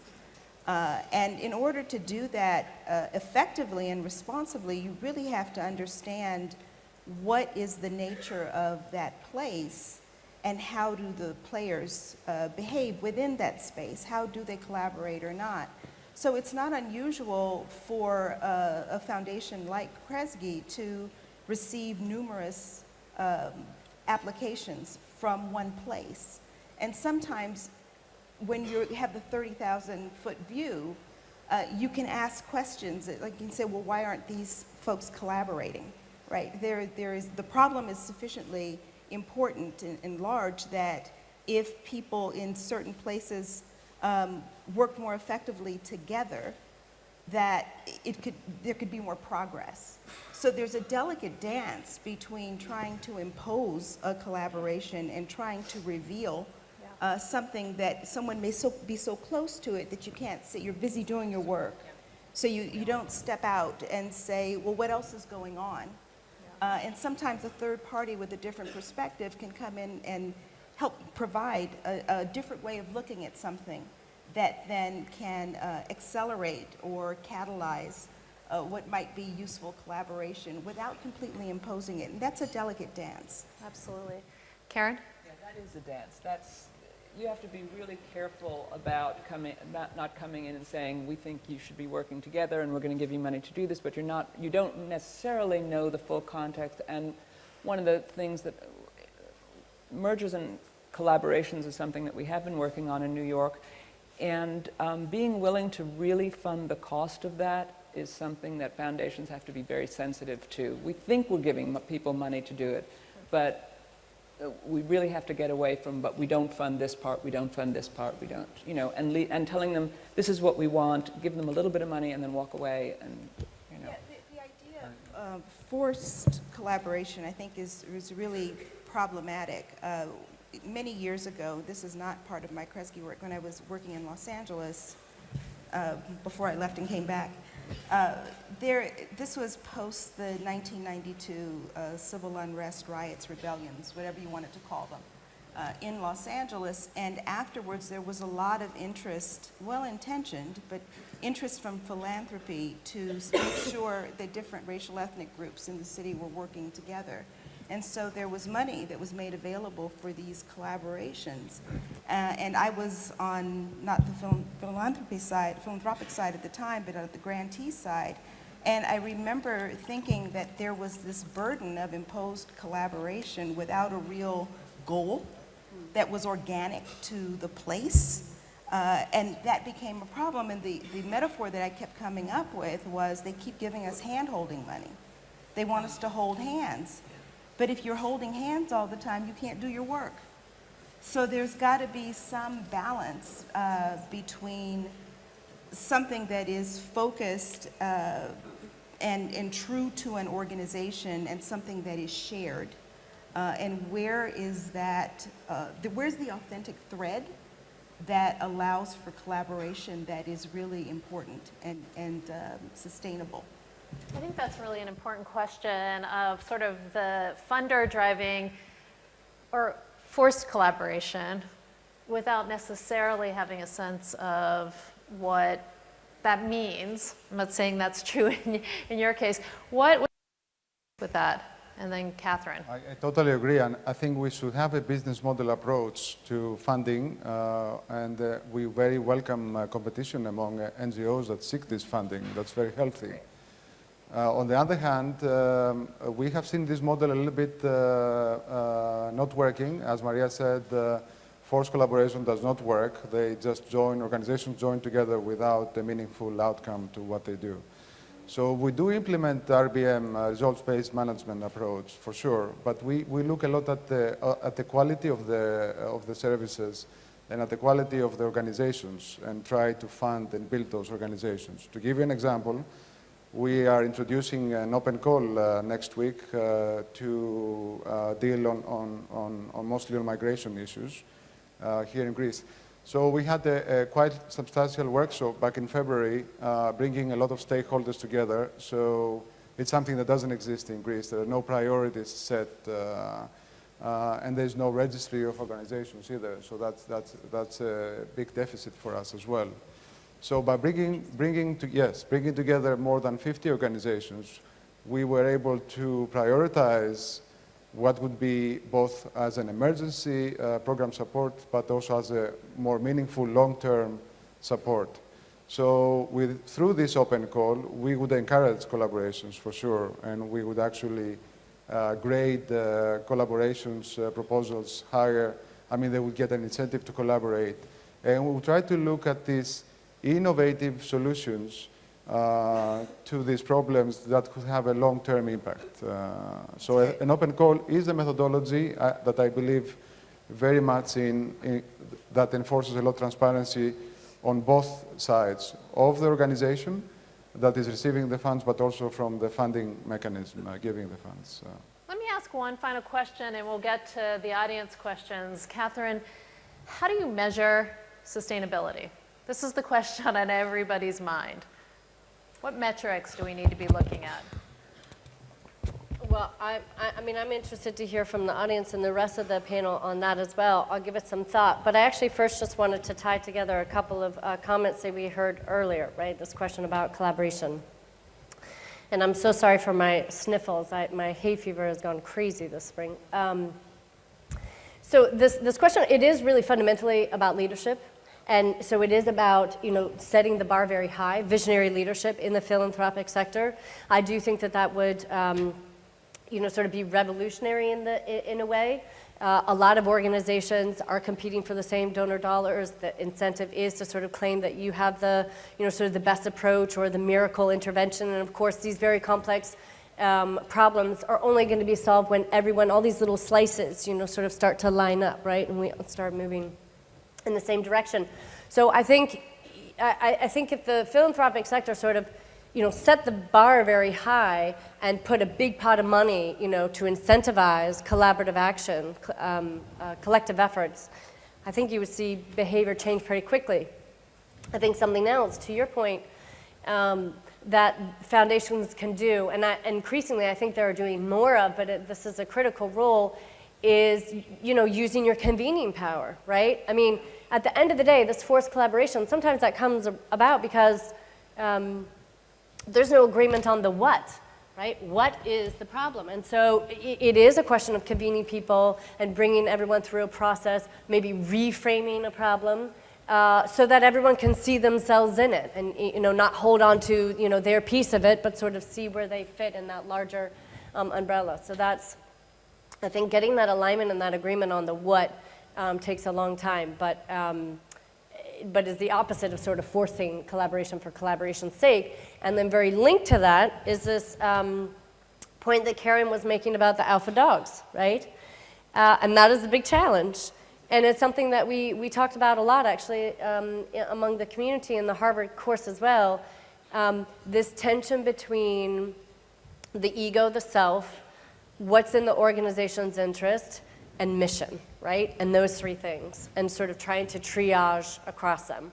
And this term came up, and I would just offer it here in case it's useful, of being an honest broker, right? So how is it that you can be in a foundation, as an NGO leader operating in a certain space, an honest broker, right? Would your peers perceive you that way? Are you perceived as someone who can put your own organization's interest aside and put, sort of the larger space or the mission interest to the forefront? Same thing for a foundation or agencies. So often these questions of ego and credit and sort of publicity and all the stuff, kind of crowd out the larger opportunities, I think, of what we can really accomplish. So on collaboration, I don't necessarily think that holds together, but those were just a few thoughts based on what I heard about how we might break this logjam and encourage more collaborative efforts. Sometimes it's not even ego about your own organization. It can be ego about your issue or your field. And there were, I want to give two examples from New York. In New York City, there's always this sort of dance around the budget, and all these groups have to compete for city dollars. And every year they have to go back and try to get the same money. It's very draining on the nonprofits, and they work really hard at it. So we have a lot of organizations that work in the early childhood space. They work with children of a certain age. And then we have had a whole group of people who worked in the after-school space. They were working with slightly older children. And they would go in separately and compete for these dollars. And at some point, funders and nonprofits together realized these are the same families, these are the same children, and we created something called the Campaign for Children. And all those groups came together, and funders provided money for advocacy, publicity, all that kind of stuff. And they ended up raising a tremendous amount of money for the groups for this area of children as a whole. And they got it what's called baseline, which means that you don't have to go in every year for a certain amount of that, which was really important. And we had a similar situation with our libraries. In New York City, we have 3 library systems. And the Brooklyn Library would go in, and the Queens Library would go in, the New York Library. And they went together this year. And they've done much better in terms of the budget process than they would have done separately. So sometimes it's foundations supporting that work and making it possible for people to do what they really want to do anyway, rather than encouraging everyone to be working on their own. Again, I'm sorry, I do have one final, I keep saying this, one final question for the panel, and then we'll turn it over. Do any of you have an example of an issue that has been sustained? I always think about polio and the Gates Foundation as an example of virtual elimination of polio, but I personally haven't seen how they're going to sustain those results. So I'm curious if anybody's actually seen sustainability happen. And if not, it'll be interesting to, to question, like, why not? And to weave in some of these ingredients we've been talking about. The easy examples would be through advocacy. I mean, when you see education ratios go up or legislative actions go forward, that to me, to us here, is sustainable solutions to existing problems that could be overcome with time. It is a game, however, because NGOs would come back and tell funders that we are proving sustainability works because the situation is improving, and if it were not for our services, things would be much worse. However, that is, again, that is a conflicting, I believe, in my personal opinion, a conflicting argument with a definition of what sustainability is. So what you said on a global scale, I think, yes, the Gates Foundation is another similar efforts with specific diseases eradication are the most, I think, prone examples we can give. However, if I may make a point on that as well, that as funders, we need to set targets because we see a lot non-profits adjusting to the budgets of funding organizations, whereas I believe because of the lack of a dynamic time return on the part of the funding mechanisms, sometimes priorities are not current. So there needs to be an ongoing discussion, I believe, on what the priorities would be in a local, small scale, and a larger scale, and then try to find, through innovation, solutions to these problems and then fund them. Thank you. Maria, you had one final question and then brief, then we're going to turn it over. One final comment, I'm sorry. Well, I guess the comment about sustainability, it's a curious question because sustainable what, right, is the question. Are solutions sustainable? Are you talking about organizations being sustainable? Back to the patient's idea, I think sometimes you have to look over decades to see whether something was in fact sustainable. So if you look back over time in a US context, I think maybe the evolution of the community development field, let's say, is evidence that people believe that place matters, right? So that again, where I started, that the characteristics of place have a lot to do with the personal outcomes of people who live in them. And that there is a field, or that there is evidence of focus on place and improving conditions in place as a means of fostering human development, not only economic development, but human development. Maybe that's an example of sustainability. That's a really brilliant point, I think, is what does sustainability mean? And we've all grappled with the definition of it. So let me turn it over to you all. What specific questions might you have? What your own organizations or fields might be grappling with? I think there's folks with mics around, so please raise your hand if you have a question. Here's one right here. Please, if you could, stand up, say your name and your affiliation. Good morning, everyone. My name is Nikos. The other one is Karalambridis. You're not going to get it, so don't try to repeat it. I'm from Greenpeace in Greece. A very interesting panel, a very interesting discussion. I would like to raise something and ask for some thoughts from Ms. Milligan. You've been talking about theories on change, and most important about system change. This assumes that the systems want to change. That the system itself is willing to change, which is not always the case. Let me be specific. Let's take, for instance, the energy system. Yes. It's very centralized. I'm not getting into the technical details about how we produce energy, but it's centralized, and we all know that we need to move towards a decentralized energy system where energy is produced in your building, in your neighborhood, whatever, and not some hundreds of miles away, no matter if it's nukes or it's solar or whatever. In order to achieve this change, you need to break down the current energy system. And my question to you is, I mean, there are some positive steps already. For instance, the fact that a great foundation, a big foundation in the States, has announced that they will stop funding coal power plants in the future. That's a big step forward. My question is, while we're talking about cooperation, is there any trend within foundations to cooperate towards this system change and start funding towards the change needed instead of funding perpetuation of problems or problems alleviation instead of system change? That's my point. Thank you. Catherine? Well, and everyone on here may have a view on that as well. So renewable energy actually was going to be one of my answers to your question, sort of this energy access to all. I think that's something that really is now becoming, it's at a tipping point.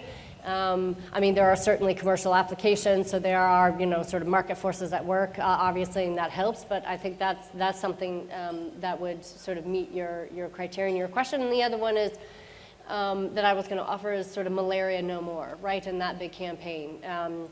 Because it just rose so high on the donor agenda, and, you know, sort of so many people were mobilized behind it, and it was really all, you know, everyone started rowing in the same direction. The honest answer to your question is I don't know of that many efforts. I know that there's great work being done on this, particularly in the US, and a lot of it is actually place-based. In Cleveland and other cities, sort of mobilizing whole organizations to kind of come together. But you raised another point, which is, I think, interesting, and which we really haven't explored, which is vested interests, right? And that's something that came up also significantly in the conversations with the community at Harvard. A lot of times, disruptions are, of course, I mean, you know, even Airbnb and, you know, Uber we were talking about last night are you know, sort of hitting up against entrenched interests, influential lobbies, subsidy systems that make it impossible for them to compete on price. And so at some point you hit a wall. There's a lot of resistance to that. And what is the way around that? And you know, I don't have the answer. I think everyone is sort of feeling their way and trying to figure it out. I think exposure, I think collaborations, but I mean, the reality is in some of these very sensitive issues, it's going to be hard slogging for years to come, right? Thank you.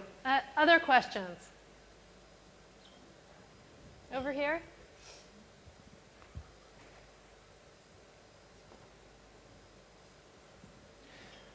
Hello, good morning. Good morning. My name is Matthew Dakis George. I'm from Voluntary Blood Donors of Xanthi, Prefecture of Xanthi. We are the first blood donor organization in all over Greece with 6,000 blood units every year. And we are cooperating with the Bodosaki Foundation for first year today. Well, the problem that we confront with the Bodosaki Foundation, and I think that they confront it also some others organization at Greece, it is that the budget that we have as a club, as a blood donors club, is about 30,000 euros. The problem is that the budget that we have with the program of Bodosaki, the money that they are coming from the program is so much low that we have to use from the money from our cash so that to continue. Well, this is a problem for the organization because if they don't have at the beginning, before the start of the program, the beginning to have money at their own as an organization, they couldn't continue the program all over the year. I want to ask Mr. Farmakis what they have to do as an organization, as foundations, so that to solve this problem, because this will bring the money that we use for the program that we are now, to use it to some other maybe things for our club. Thank you very much. Thank you. This is a very pressing problem with organizations in Greece, actually not only now, over the past few years, due to the financial crisis as well, that is hitting severely reducing state subsidies. So, but I want to make a comment also to the previous question and join it with this one. Let's not forget that globally, foundations, estates, and trusts are not the #1 givers. It is the public, actually. The public contributions are the #1. So with organizations, such as the gentleman that is asking the question now, it is a purpose of the foundations and the structures to make them more sustainable for the future, not to have this donor, let's say, reliance that it is described through the question. So by opening up the base to public contributions that are admittedly very scarce in Greece due to the general situation, but we have to build the organizations and they have to open up to different funding opportunities, including the general public, because the model that you have one grant or one funder would not work anymore in this type of environment. So it would be much more opportunity in these situations to, through capacity building that was mentioned ago as well, to build organizations so that they are more sustainable long-term, so they can use their own income from other sources as well to advance projects. That's my opinion. Thank you. I think we have time for, I'm a stickler for keeping on time. I know we have a busy morning. One more question over here.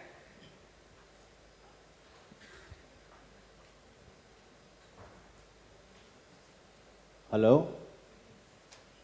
My name is Theodosis Janos. I'm the founder of an organization called IDEA, and our aim is to enhance transparency in NGOs because of the many problems we have seen in the past. What we do is a very simple thing, that we show public access to our bank accounts, and we have implemented more than 400 actions that way. So my question is to Mr. Farmakis, because you talked about transparency, what things will you do different in order to ensure transparency in NGOs in the future?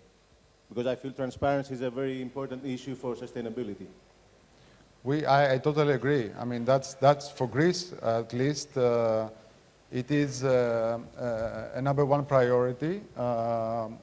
It's another example of a sustainable solution to the problems. I mentioned before that there is no registry in Greece. There is no transparency, not only on the organizations, that most organizations are not obligated to file or to have independent auditors, but also on the part of funding organizations.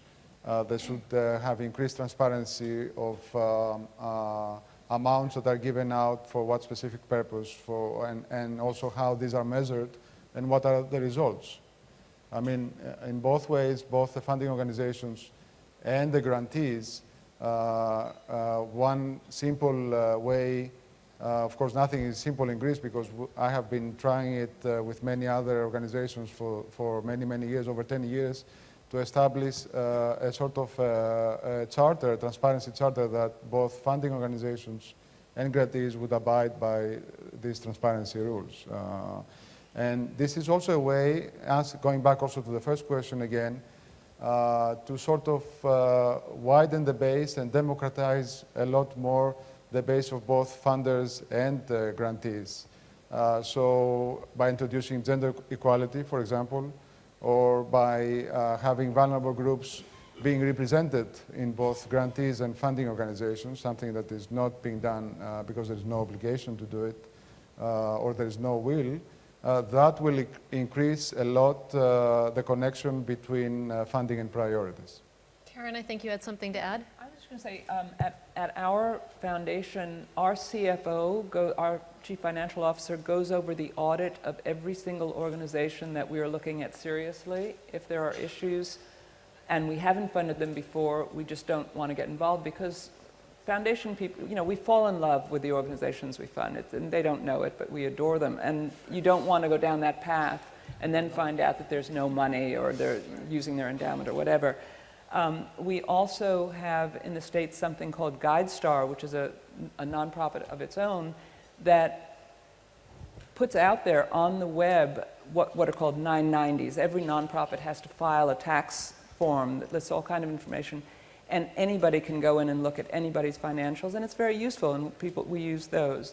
And then there's also in the foundation world something called Glass Pockets, which is an effort to find out how, we ask our nonprofits to be transparent, but we should be also.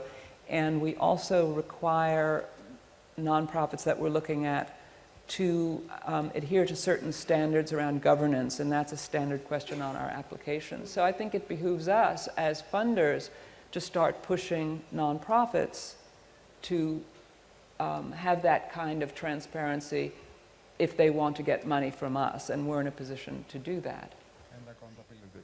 And accountability. Let me ask each panelist a final question, and then we will have a final poll. Now let me add, we'll be, some of us, Catherine unfortunately has to leave, but we'll be here for the rest of the conference, so feel free to continue to ask us questions, and we'll have a conversation about this. Let me start with you. I see that you are sort of hesitating to use my name again. I just call him E now. His nickname's E. After the initial success, I haven't heard my name again. No, I keep calling like this. In this conversation of sustainability, E,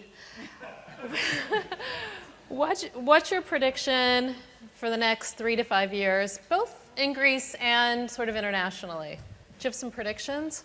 Sustainability. Yeah, around this question, this topic of what we've been talking about. The E that you mentioned is very critical also for sustainability, because I think over the next few years, a critical role in achieving sustainability would be technology. I think new technologies across sectors are very critical, both for NGOs and for funding organizations to use this technology to really increase the level and the number of solutions that we can achieve. Thank you. Catherine, what do you think the big emerging trends are right now? You know, not down the road, but based on what we're hearing, what do you think the big trends are? Yeah, I want to pick up on this point, actually, because I think this is going to be a big one, data, right, and technology. And for a whole lot of different reasons, but you know, I'll just focus on one. You know, governments are really starting to figure out how to put real dollar figures behind sort of security measures, crime, justice systems, right? And I think a leader in this is the UK government. They've actually analyzed and published the amount of taxpayer money spent per person per year on negative outcomes, like, for example, a person committing a crime and going back to jail, right? So recidivism. Or the cost of a child being taken out of their home and put into foster care. So this is really important. This is a watershed, and the reason that the UK government is doing this is because it recognizes that it is not always the best provider of positive social outcomes, right? So it's trying to measure the cost of society of the status quo of what it's doing and shift, in certain cases, its role from a provider to a commissioner.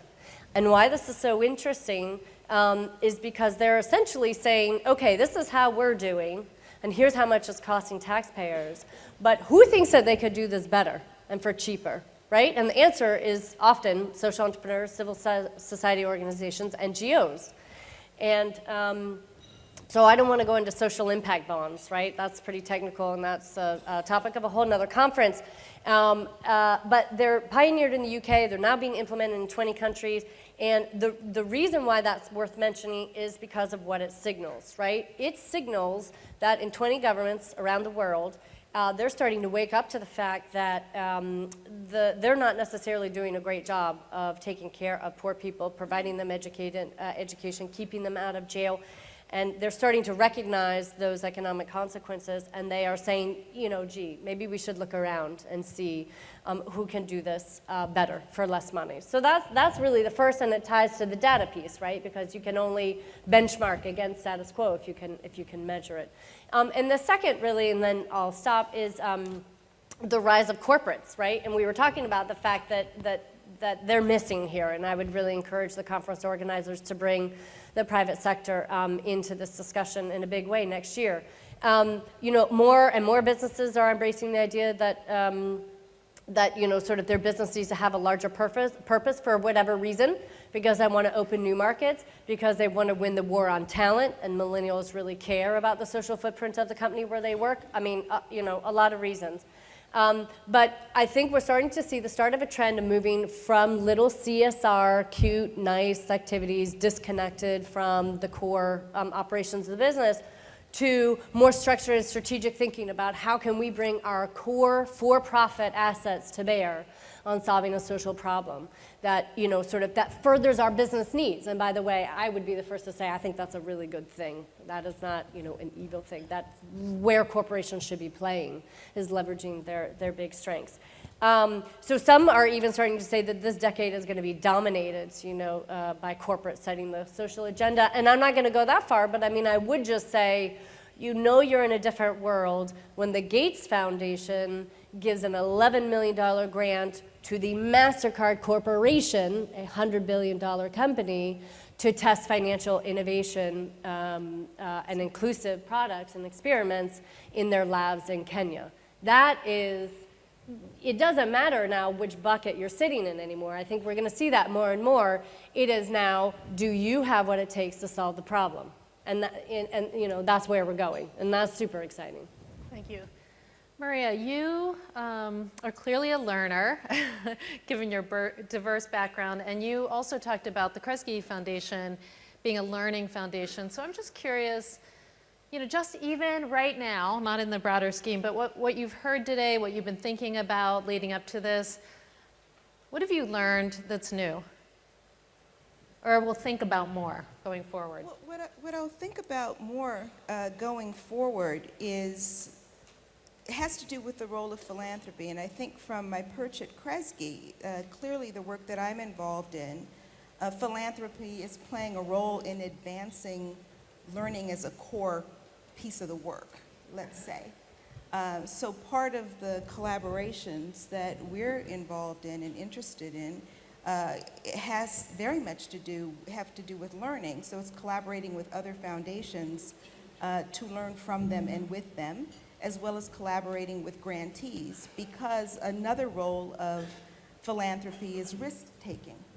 And you can't take full advantage of the risk-taking opportunity if you are not poised to learn from it. So we see a lot of benefit, yes, of course, in very successful projects that led to what people thought they were going to be and then some. But we also are very interested in when things didn't work and when someone took a risk and was able then to step back and see what was the lesson in that. So I think developing the infrastructure from a philanthropic perspective where there is safe space to take risks and learn as we try to develop new mechanisms and systems that take us to more sustainable communities is a really important piece. And I think that is one of the trends that I see and I'm excited about in the philanthropic community is interest in developing that safe space for risk-taking and learning. That's a really important point. Elizabeth, we talked a little bit about this, but I just want to hear as your closing thoughts. So I think we're all in agreement that we want sustainability in our world. There's a tension there.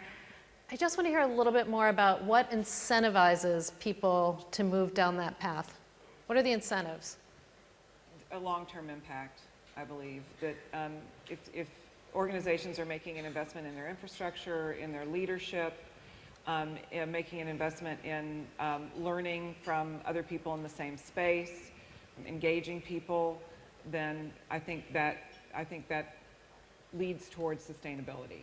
It leads, and I think the infrastructure point is really important. And just to build on something E said about technology and data, in my world, in the arts world, it's never been much of a priority, right? We're all about what happens on stage and, you know, hiring the best performers and things like that. But in my role as an administrative leader in an arts organization, there's nothing more valuable than a really up-to-date, nimble technological infrastructure that enables us to gather and store important data about our customers and about our field.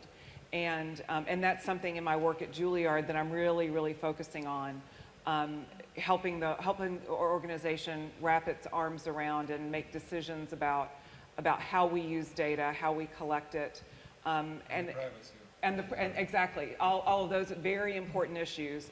in terms of the privacy and, you know, not sharing it and things like that. And also, you know, one of the things we haven't talked about here in terms of sustainability is the power of the media. And the way the power of the media has shifted so dramatically in the last, you know, 5 to 10 years. Our students at Juilliard are way out in front of us as leaders and administrators in the school in terms of communicating with the world at large and sharing their opinions and sharing their performances and engaging in a dialogue that 10 years ago wasn't possible. And so that's also something that I think is key to a strategic, sustainable organization is the power to leverage those tools for good, and also to do it in a very appropriate way. Thank you. Karen, last but not least, the entire rest of the conference and conversation is going to be around this topic. And so there's so much more we could talk about, but I'm excited about the rest of the discussions that Stelios and team have put together. If you were going to advise all of us on what to be listening for, what to be thinking about, what frame to put around this question, can you give us some advice? There's a small charge, right? No, but, I gave nobody the heads up that they have to answer these questions, by the way. The thing that matters, as I said, we went to a results-based approach. We work with our grantees to have them develop a set of metrics, and metrics does not have to mean numbers. People are afraid of the word metrics. I heard it, Swanee Hunt, who's someone in the States, once said that the plural of anecdote is not evidence. And I thought that was, you know, I held that as gospel for a long time. And then I heard something that someone say that in the anecdotes there is truth. So there are a lot of different ways at getting at what your results are, and but you're going to have to do them. It's really important. And I think that being able to track what is happening through these ideas of sustainability, knowing whether you're hitting your marks is important. We do a tremendous amount of work at the end of grants trying to figure out what happened, and that idea of learning is so important. And I think that from a funder point of view, being able to give people time to get to success and to achieve those metrics is important. If you're working on making change, that takes time. If you're working on capacity building, we used to make one-year grants. For that, we're making multi-year grants because it never takes less than 18 months. It always takes more time than you think. And the other thing is that we rank all our grants from high success to low success. And I think it's very important in my role as the senior staff person to create an environment where making a grant that is rated low success does not mean that you are a bad program officer. The critical thing is, what are you learning from it? What were they learning? And we're looking to see what the nonprofits are learning along the way. So I think being open to that, being clear about what you want to achieve, sustainability for what, and then being able to figure out a way to find out if you're getting there is really important. And I think that for nonprofits, that is where the field is, that's where it's going in terms of philanthropy, and it's just something you're going to have to be able to do. Well, thank you very much. Again, there's so much more conversation to be had, but fortunately, you have the rest of the next 2 days to continue these conversations. I forgot to mention at the very beginning of the panel, there is a hashtag. I don't know if you mentioned it. It's at SNF Conf, C-O-N-F, 2015. So if there's compelling ideas that you've heard and throughout the rest of the conference, please tweet them, because we want the larger community to be hearing about these ideas and sharing them. So I think we have a few final polling questions that we can put up now to see where we are at the end of this conversation. So what is the most important thing for the philanthropic sector to focus on to begin to create more sustainable models? And obviously these aren't the only four, but you can all read them. I'd love for you to vote. A collaborative collective impact approach, agreement on the definition of sustainability, catalytic funding, and creating different measurements or metrics for success and accountability. All right, the clock is ticking. I feel like making that Jeopardy.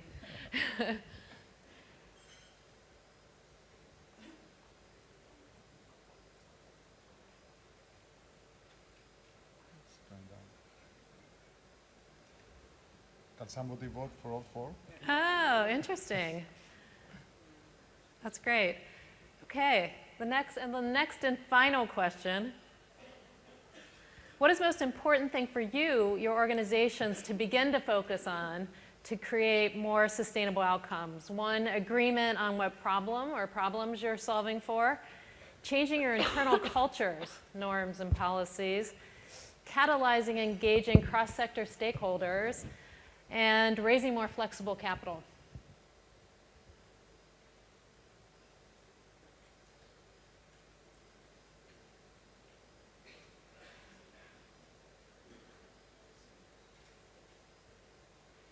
Oh, it's very even. So that's great. I think that obviously illustrates that all of this stuff is deeply interconnected and there's not one answer. So again, thank you all so much for being here this morning and to our panelists. Thank you. What? Thank you. All right, thank you. Oh.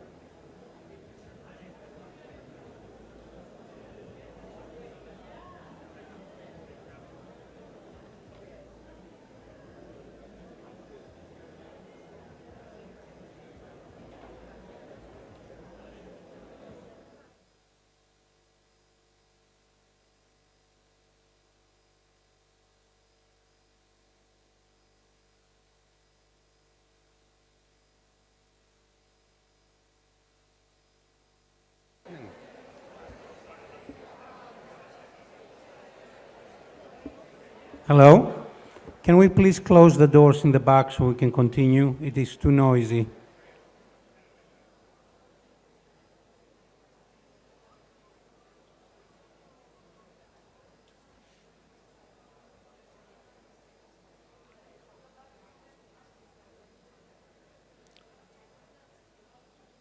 Thank you to the preview panelists. Thank you to Jennifer for keeping the panel on time. I know we had a late start, but we are pretty much on schedule right now.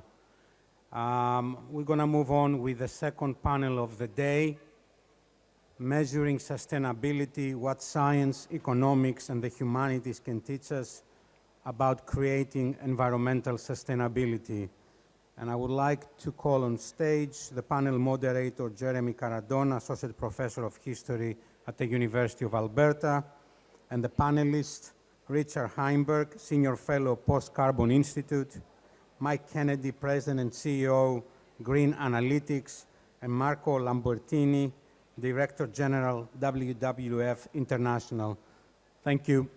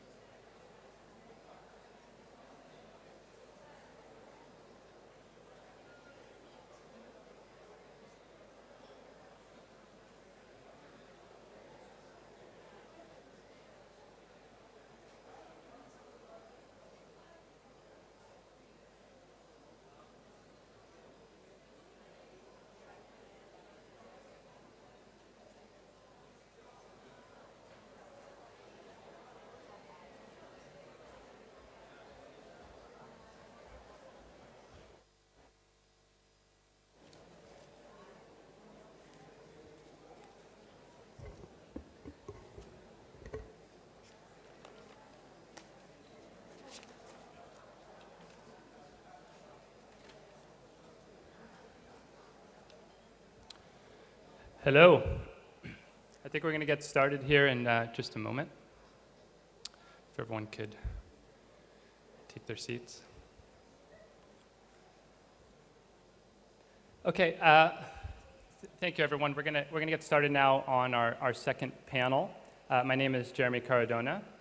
Thanks, everyone, for coming here today. I'd like to start by thanking again the Stavros Niarchos Foundation for having us all here in this beautiful place and for their immense generosity. The title of our panel is Measuring Sustainability: What Science, Economics, and the Humanities Can Teach Us About Creating Environmental Sustainability. Indeed, the topic of metrics has already come up today in all of the earlier talks, and we'll be continuing with that subject here now. Our structure will also be a little bit different than the previous panel. The four of us will speak back to back, and then we'll have a discussion at the end, which I'll moderate. Hopefully there'll be some time for some questions, and there will also be another examination. My name is Jeremy Cardona. I hold a PhD in history from the Johns Hopkins University, and I teach history and environmental studies at 2 universities in Canada. I'm the author of numerous articles and 2 books, the most recent of which is called Sustainability: A History. The second panelist, I'm going to introduce all of the panelists at the outset here in the interest of time, and we'll speak back to back. The second panelist to speak today will be Richard Heimberg. It's my great pleasure to introduce Richard Heimberg. He is the author of 12 books, including The End of Growth from 2011, including Peak Everything, Waking Up to the Century of Declines from 2007, and Power Down, Options and Actions for a Post-Carbon World from 2004. He is a senior fellow of the Post-Carbon Institute and is widely regarded as one of the world's foremost peak oil educators.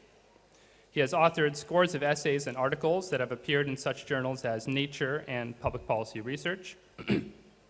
He's been quoted in Time magazine and has spoken to hundreds of audiences in 14 countries, including to members of the European Parliament. And he's also appeared in many film and television documentaries, including Leonardo DiCaprio's 11th Hour. In addition, in 2012, he was appointed to His Majesty the King of Bhutan's International Expert Working Group for the New Development Paradigm Initiative, and he'll be our second speaker. Our third speaker today will be Mike Kennedy. Mike is the CEO and president of Green Analytics, which is a leading environmental consulting firm in Canada.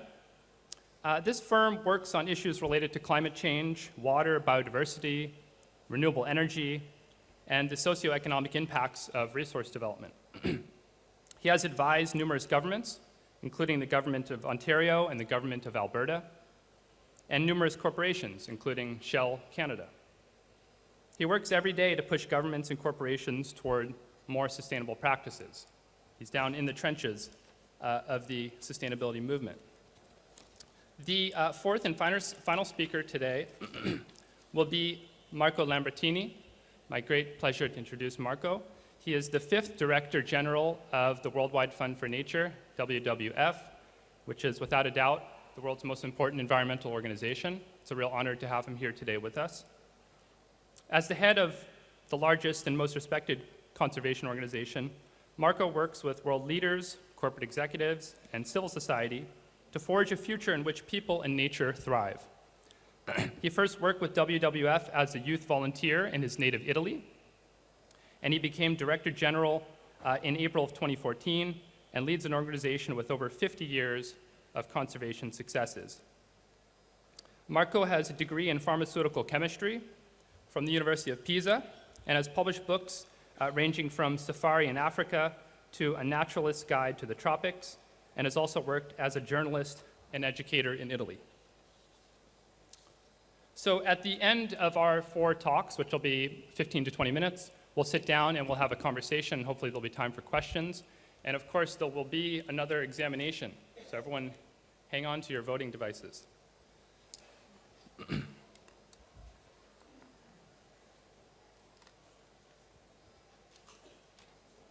This talk is called Sustainability, Making a Once Ambiguous Concept More Concrete. Oil spills are a good thing. At least that's what conventional economic metrics would have us believe.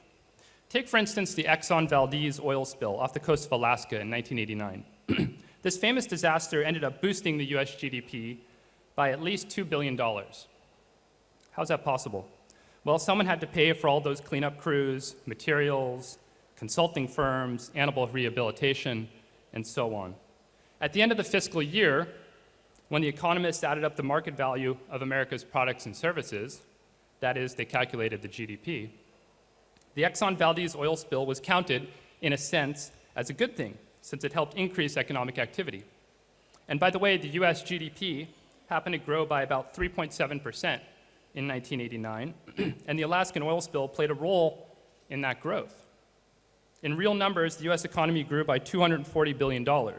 So those $2 billion in economic activity account for almost 1% of the GDP growth in the United States in 1989, which is not an inconsiderable amount of money. Sure, it's sad that some birds and fish died on that chilly day in March of 1989, but the oil spill contributed to economic growth, and therefore it was worth it, right? In fact, perhaps we should have more oil spills and more industrial disasters, since they tend to add to the balance sheet of the GDP. I'm being sarcastic, of course. The problem with the GDP is that it tells us literally nothing about economic sustainability or social well-being or virtually anything related to the natural environment. It measures only the busyness of an economy. And those who use it almost always assume that a busier economy is necessarily a better one.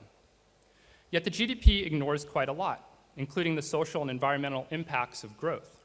It doesn't have any way of differentiating between growth that's beneficial for society versus growth that's problematic. There's no qualitative aspect to the GDP.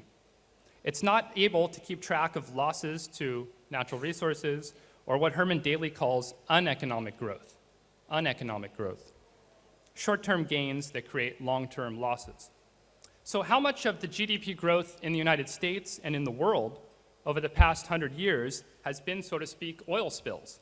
That is, activities that had negative costs associated with them, whether social or political or environmental, but which got counted as positives. I mentioned the GDP because, from the point of view of the sustainability movement, it's a very poor way of measuring the well-being of an economy or of a society.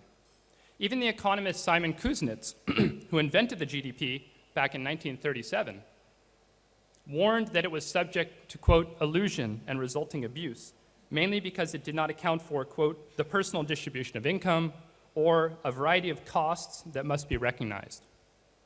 But of course, it is today still taken as the single most important way of assessing the health of an economy. GDP is up, that's good. GDP is down, that's bad. But the quest to create a sustainable society, which is the concern of all of us up here today, requires better kinds of metrics and measures and indicators, and ones that provide useful information about humans can best live safely and stably upon the earth. In 1992, many NGOs and all of the representatives to the United Nations met in Rio de Janeiro at the famous Rio Earth Summit. And one of the most important messages that emerged from that meeting was that a sustainable society would require new forms of data that measured sustainable development. Before 1992, there were very few ways of assessing, for instance, what constituted a sustainable building, what constituted a sustainable transportation fuel, or a sustainable economy. What exactly was a sustainable fishery? What's a sustainable city? And so on. Sustainability was still very abstract and general and vague. However, because of the many contributions to the field of sustainability, from science to humanities, the social sciences, economics, the concept of sustainability, I would argue, I am arguing here, has become less vague and less amorphous since 1992. So this panel is about those advances that have taken place over the past 25 years, which have provided governments and NGOs and corporations and the public with new forms of information that have helped, at least in some ways, to foster change. In the 20th century, what counted most was a bigger economy at all costs, and thus we ended up with a metric like the GDP. But what counts in the 21st century is a better economy, a just economy, in which external costs are accounted for, which means we need new ways to measure and promote economic sustainability. Our changing values require changing methods and new forms of information. Here I'd like to quote from Donella Meadows, who was one of the co-authors of a very famous book from 1972 called The Limits to Growth. The Limits to Growth. A book that remains essential for thinking about how we measure sustainability. Here's what Donella wrote a few years ago before she passed away. Quote, indicators arise from values. We measure what we care about. And they create values. We care about what we measure. Changing indicators can be one of the most powerful and at the same time one of the easiest ways of making systems change. It does not require firing people, ripping up physical structures, inventing new technologies. It requires only delivering new information to new places, end quote. So that's what we're talking about here today. New information that has been delivered to and used in new places. But perhaps I'm getting ahead of myself here. I've been using the word sustainability without really explaining what it means. As we all know, it's on everyone's lips today. It's a buzzword, and one that's seen and heard everywhere from the grocery store to the local city council meeting to international conferences such as this one. So what is sustainability? It's an environmental philosophy that has roots that stretch all the way back to the 17th century, but which really took shape in the 1980s and 1990s. It's a response to the many interlocking problems that the world faces, from climate change, pollution, and deforestation, to unprecedented population levels, ecosystem destruction, and the loss of natural resources. Today, all over the world, municipalities and corporations and NGOs have offices or departments of sustainability, signaling the relative success that this philosophy has had in achieving mainstream recognition.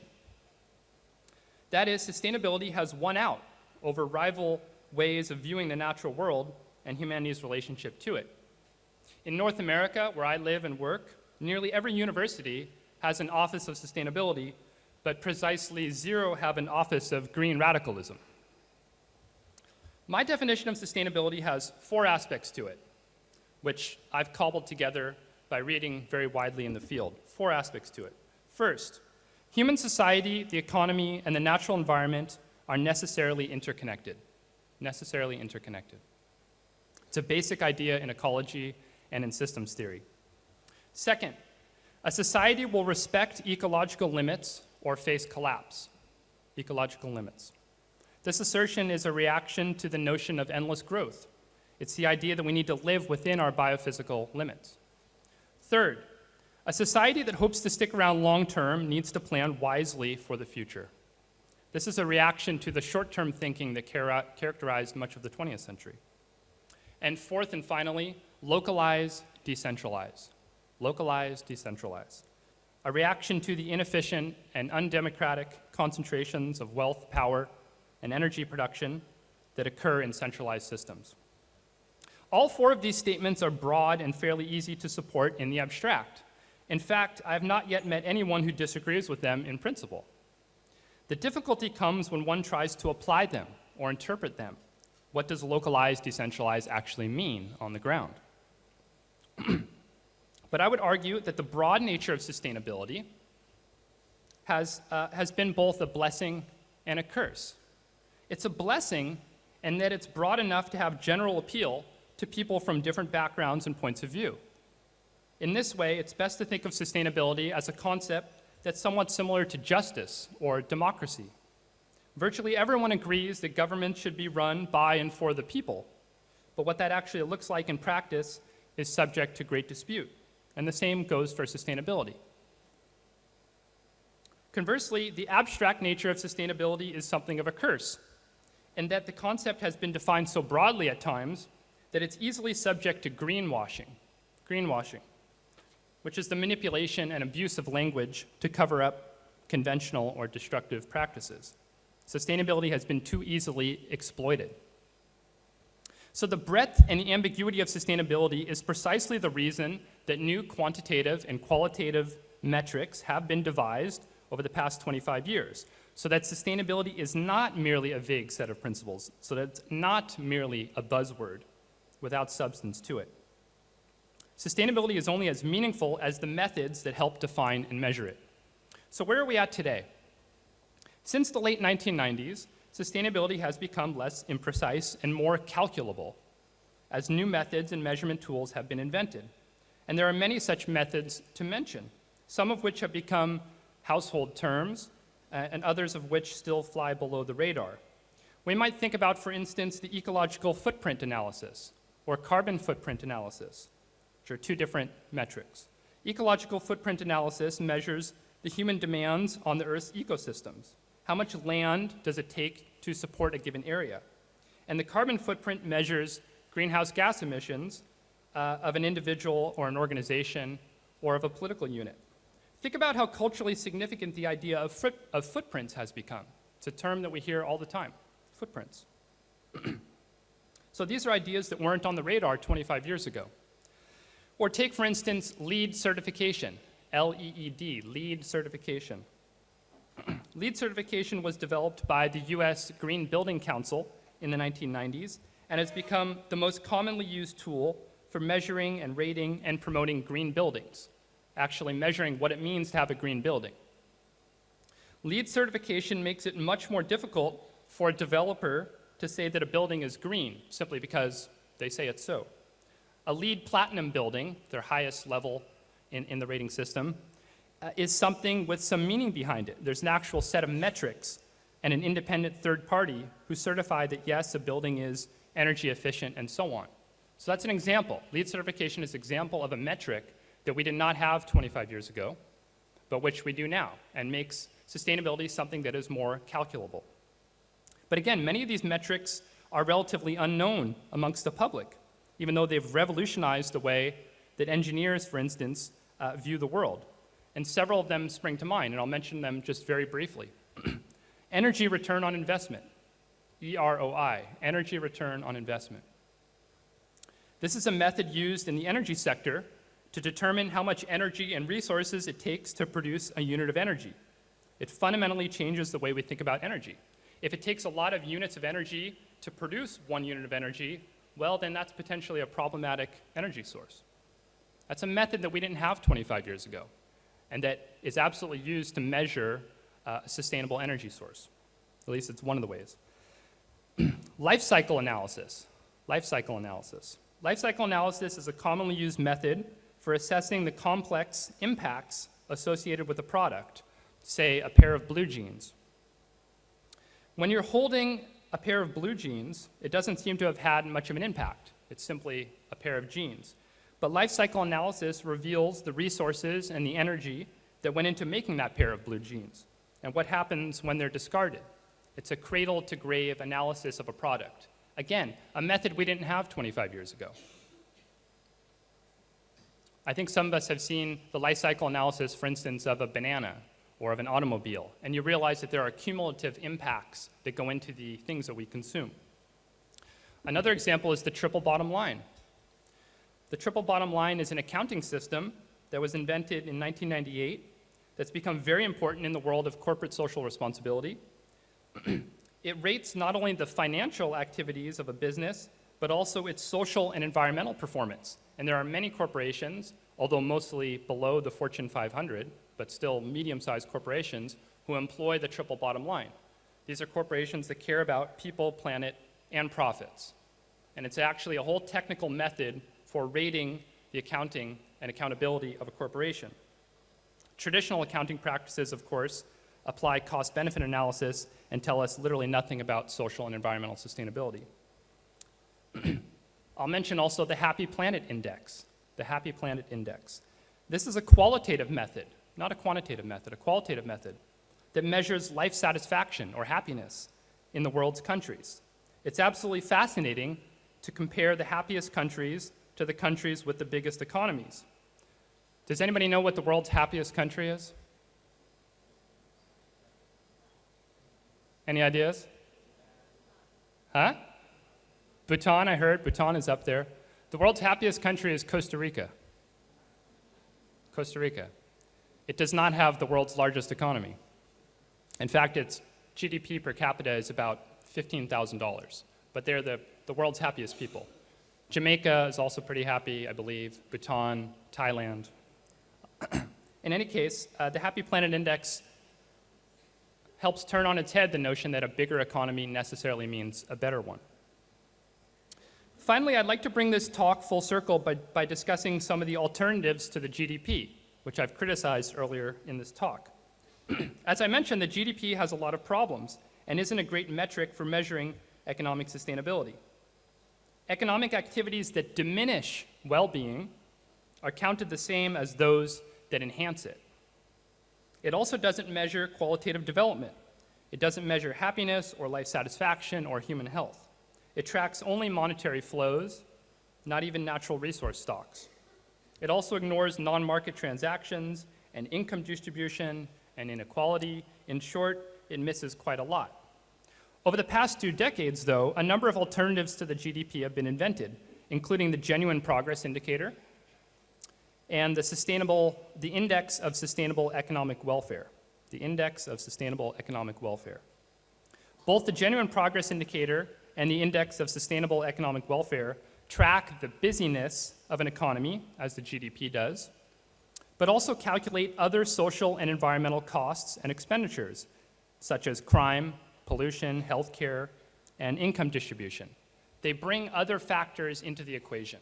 It's not just about how busy your economy is. Both of these metrics provide much more realistic and accurate pictures of economic health than does the GDP. For instance, the Genuine Progress Indicator shows that the United States has not been growing economically since the 1970s, once you bring all these other costs back into the picture. According to GDP analysis, the United States has been growing. According to the GPI, Genuine Progress Indicator, it's been level since the 1970s.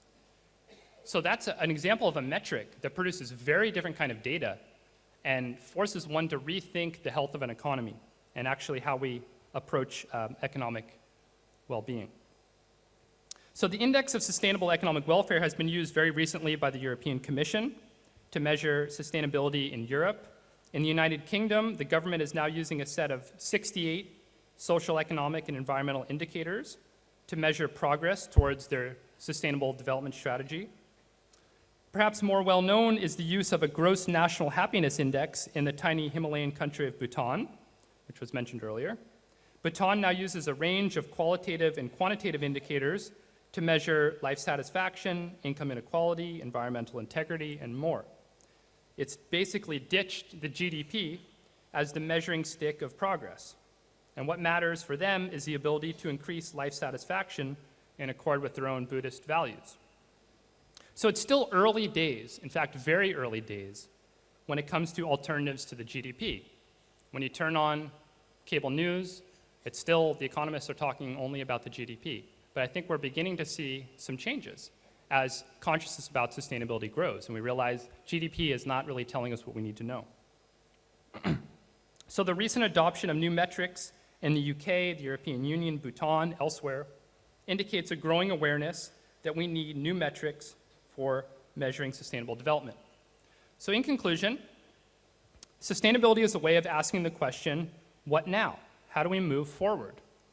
Well, in order to move forward, we need methods and metrics that produce new kinds of information that allows us to practice and implement the philosophy of sustainability. If indeed we think that oil spills are a bad thing, then we need to refine or change our metrics so that the destruction of the natural world does not show up as a positive in our economic assessments. Thank you very much.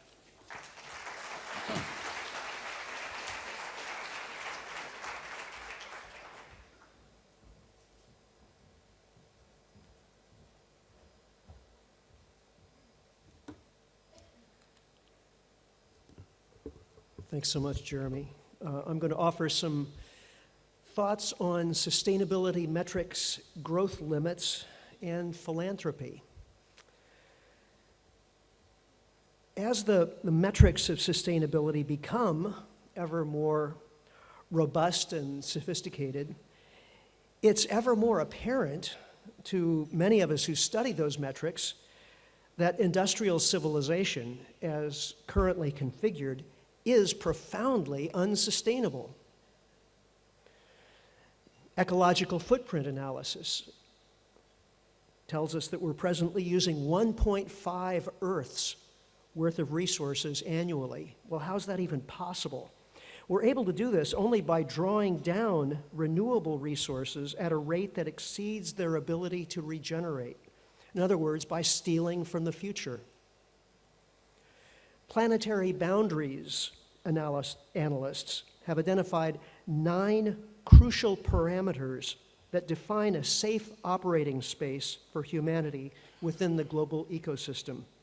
We're currently operating outside that safety zone with regard to 4 of the boundaries.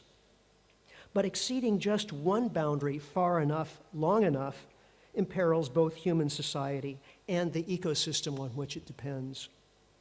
The most widely discussed of those boundaries is the planetary carbon budget.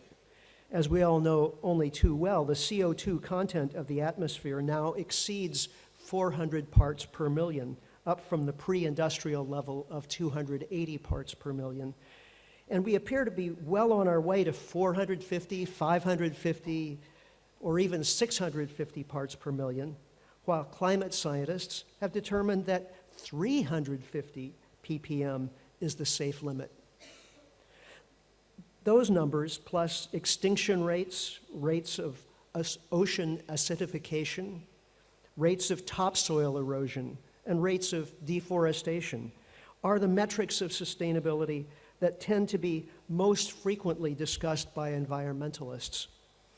And the alarming numbers being reported for these indices are certainly sufficient to support my opening assertion that current industrial society is unsustainable. However, there are 2 other important metrics that have fallen out of fashion, largely because many people assume they measure society's health rather than its vulnerability. One is human population growth. We all love humanity, but how much of it can Earth support? World population stands at about 7.3 billion and is on course to reach between 9 and 11 billion later this century. Yet a growing human population makes all those previously mentioned ecological perils, including climate change, deforestation, loss of biodiversity, and soil degradation, harder to address. The other, even less fashionable metric of unsustainability, which Jeremy mentioned, is GDP growth, of which population growth is a component. As economies expand, their energy use rises, their greenhouse gas emissions increase, their consumption of both renewable and non-renewable resources grows. Thus, there tends to be an inverse relationship between the size of the economy and the well-being of the natural environment. Of course, there have been many efforts to decouple economic growth from ecological damage by switching energy sources, by recycling, by banning the most harmful chemicals, by redesigning buildings and manufacturing operations to be more energy efficient, by regulating industrial practices of all kinds. And indeed, it is possible to point to better or worse examples of economic expansion in terms of environmental impacts. Sometimes countries with high GDP are able to use their wealth to clean up local environmental damage and to outsource resource extraction and heavy manufacturing to poorer countries whose air and water quality suffer as a result. On a global basis, however, the overall correlation still holds. One of the key components of sustainability discourse since the early 1970s has been the recognition that economic growth is, beyond a certain point, self-limiting. The Limits to Growth study of 1972, which Jeremy already mentioned, pointed out that our planet has finite resources as well as a finite capacity to absorb industrial wastes.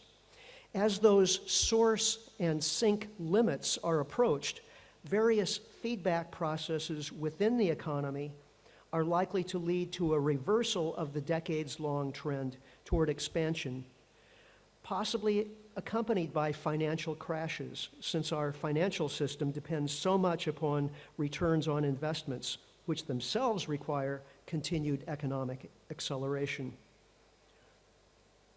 The standard run scenario from the Limits to Growth scenario series showed a peak and decline in world industrial output during the first half of this century, or right about now. Indeed, many economists today are noting a slowing of growth worldwide. This is especially clear for the older industrialized countries, Europe, the United States, Japan. However, it may also be the case even for the Asian tigers, principally China, which posted such dramatic expansion during the past 2 decades.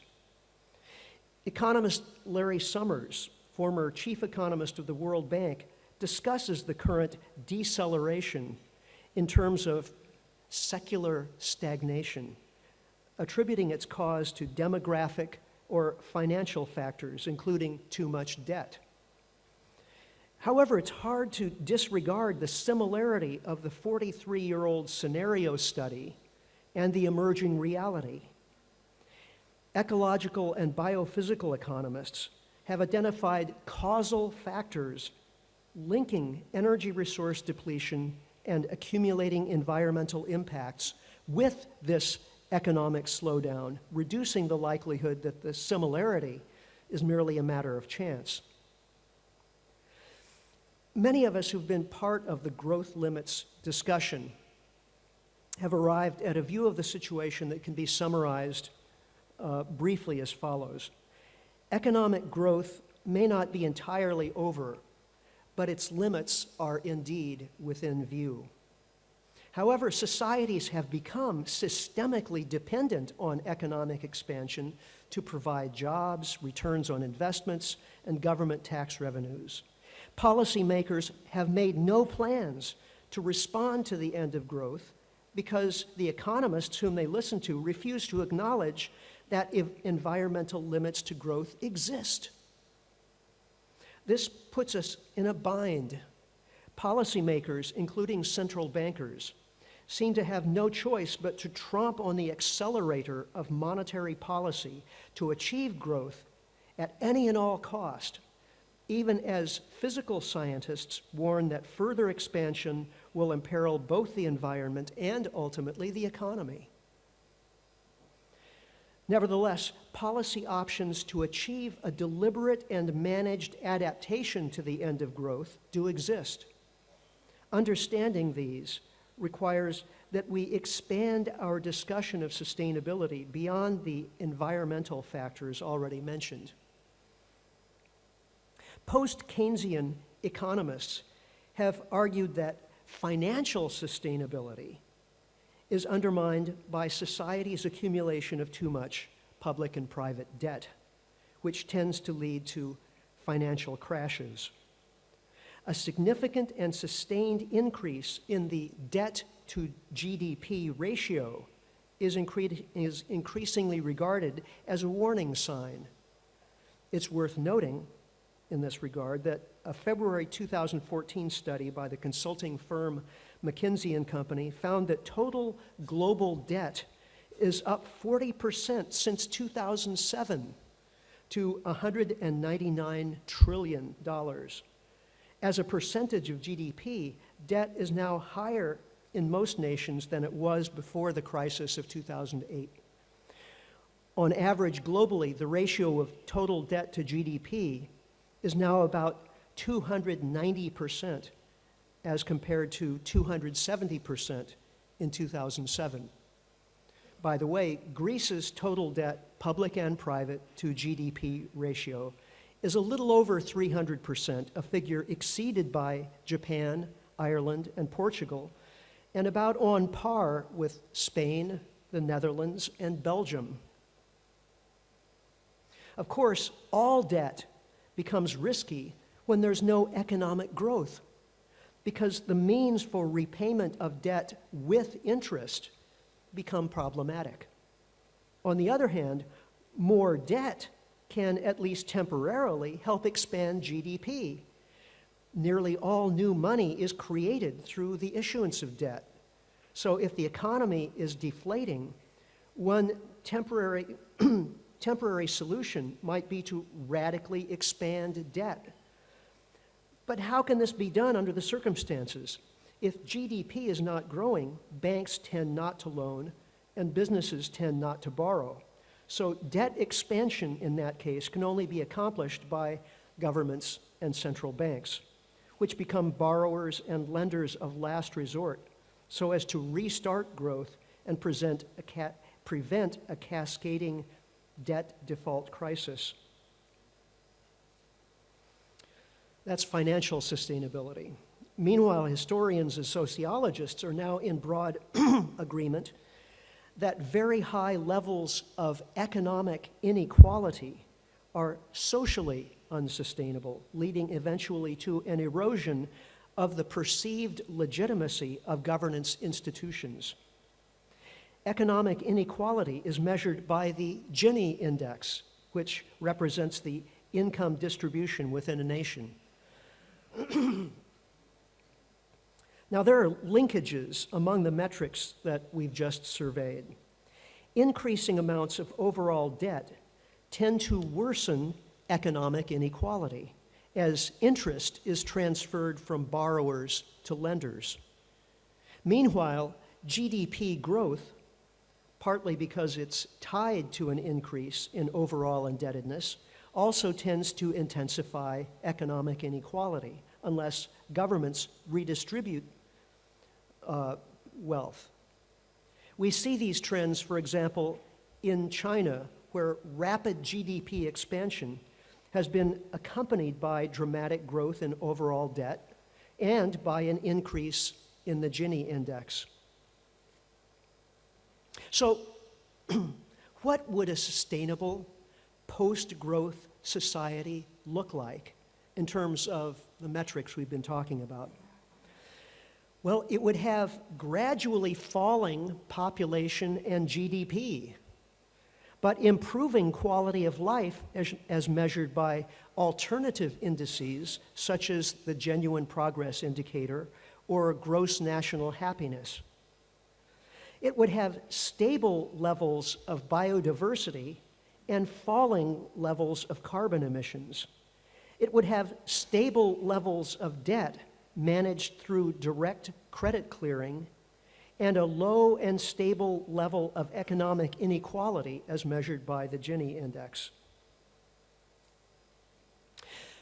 There's an implication of the growth limits discourse that's highly relevant to the subject of this conference, and that's the meaning of the end of growth for philanthropy. Here we're confronted by a great irony. Humanity is approaching a time when philanthropy will be more needed than ever to address proliferating environmental and humanitarian crises. Yet our existing philanthropic model depends upon growth via returns on financial investments. Can philanthropy survive in a post-growth economy? Philanthropic foundations represent large pools of wealth that accumulated during the recent decades-long anomalous period of rapid economic expansion. In most cases, that wealth is being shepherded by individuals and groups driven by an ethical impulse and guided by a humanitarian and often an ecological sensibility. How can these wealth stewards do the most good under the circumstances? Permit me to make two broad suggestions. First, think systemically. Symptoms of environmental, social, and financial breakdown abound and must be dealt with one by one as they arise. But in terms of helping society adapt to basic limits, The most bang for the buck will probably be gained from efforts that seek to fundamentally redesign systems, transport systems, food systems, communication systems, healthcare systems, financial systems, indeed the economy itself. These systems arose in their current forms during a century when the increasing availability of cheap, concentrated, and portable energy sources drove innovations in manufacturing and transport and led to the creation of debt-based money systems and the consumer economy. As our global energy regime changes and as growth wanes, these systems will come under stress and will have to adapt. It's in the guiding of that adaptation that the greatest opportunities may lie. Second, don't remain wedded to the traditional philanthropic model in which giving is tied to investment returns. If economic growth is indeed ending, that means philanthropy must change. This is a crucial moment for civilization as a whole and for the survival of countless species. If we don't get this larger adaptive process right during the next 10 or 20 years, the accumulated wealth of foundations may evaporate without it having accomplished what it could have done. Foundations and the non-governmental organizations that depend upon them understandably tend to focus on what might be called easy sustainability. Projects that can achieve measurable results that look good in yearly reports. How many tons of carbon emissions have we prevented? How many acres of rainforest have we preserved? These are certainly worthy achievements, but sometimes they can cause us to lose sight of the deeper goal of systemic sustainability. Seeing and approaching that goal requires understanding sustainability in the most essential terms possible.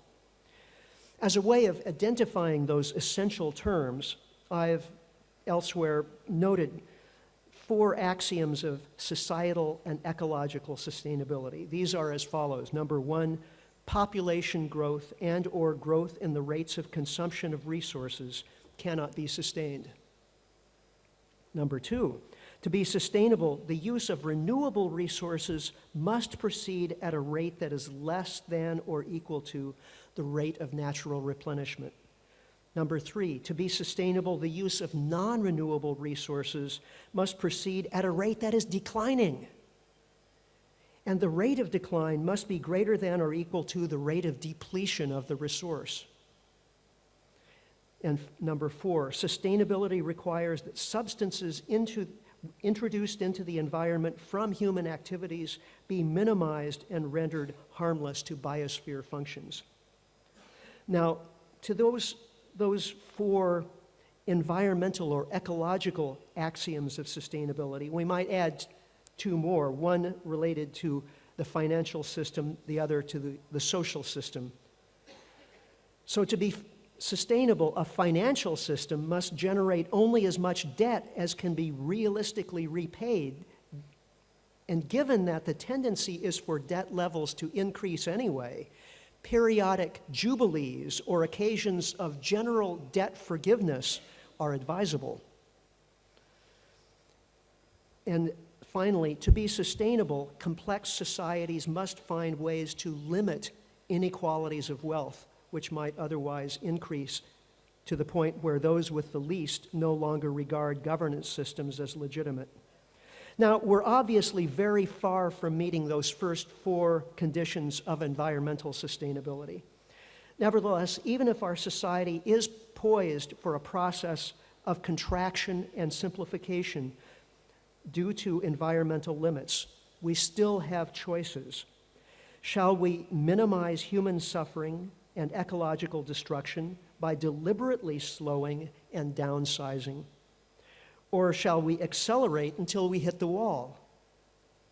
The metrics of sustainability, including alternative economic indicators like genuine progress indicator, gross national happiness, and others, as well as environmental indicators such as rates of species loss and atmospheric carbon accumulation, can guide us as we redesign systems to reduce the need for energy and resource inputs, to reduce environmental impacts, to reduce perceived unfairness, and to promote better quality of life in the face of reduced material consumption.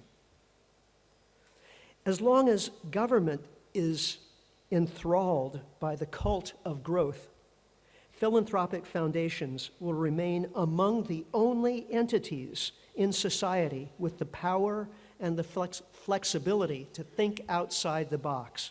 That is, with the courage and imagination to act in terms of a long view of societal sustainability that's not tied to the next quarter's profits or the upcoming election. But to do this, philanthropy must be aware of its own box and find ways to tear down the walls that obscure a realistic view of the limits and opportunities before us. What would this imply in practical terms?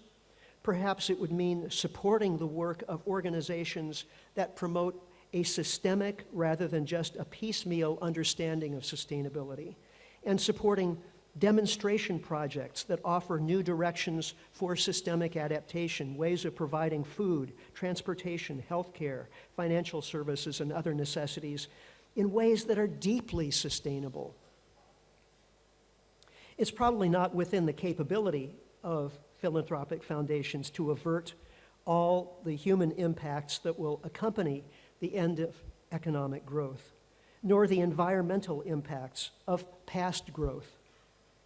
Nevertheless, the strategic application of some of society's accumulated wealth towards solving the problem of systemic adaptation to the end of growth could reduce immediate human suffering and leave more of our global ecosystem intact for future generations. That's certainly a worthwhile goal. Thank you very much.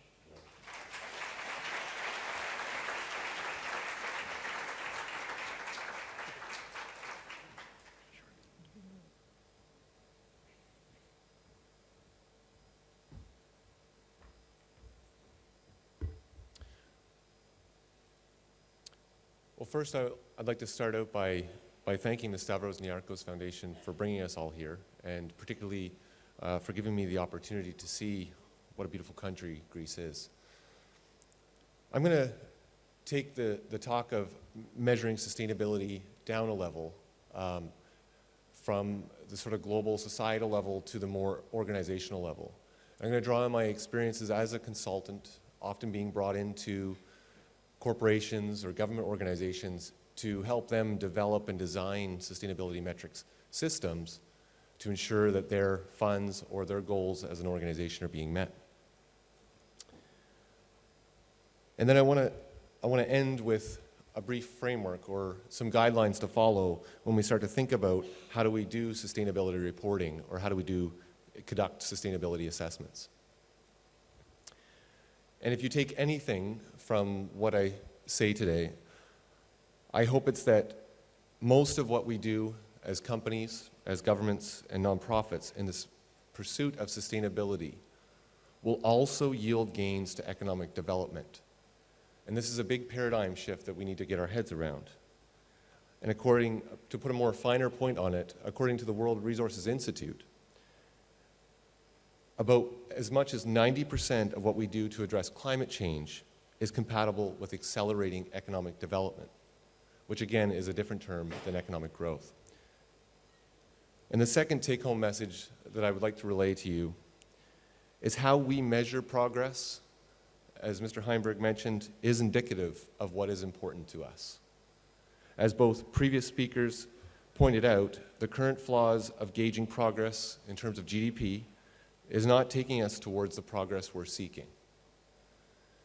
And as those before me have mentioned, particularly Karen Rosa from the previous panel,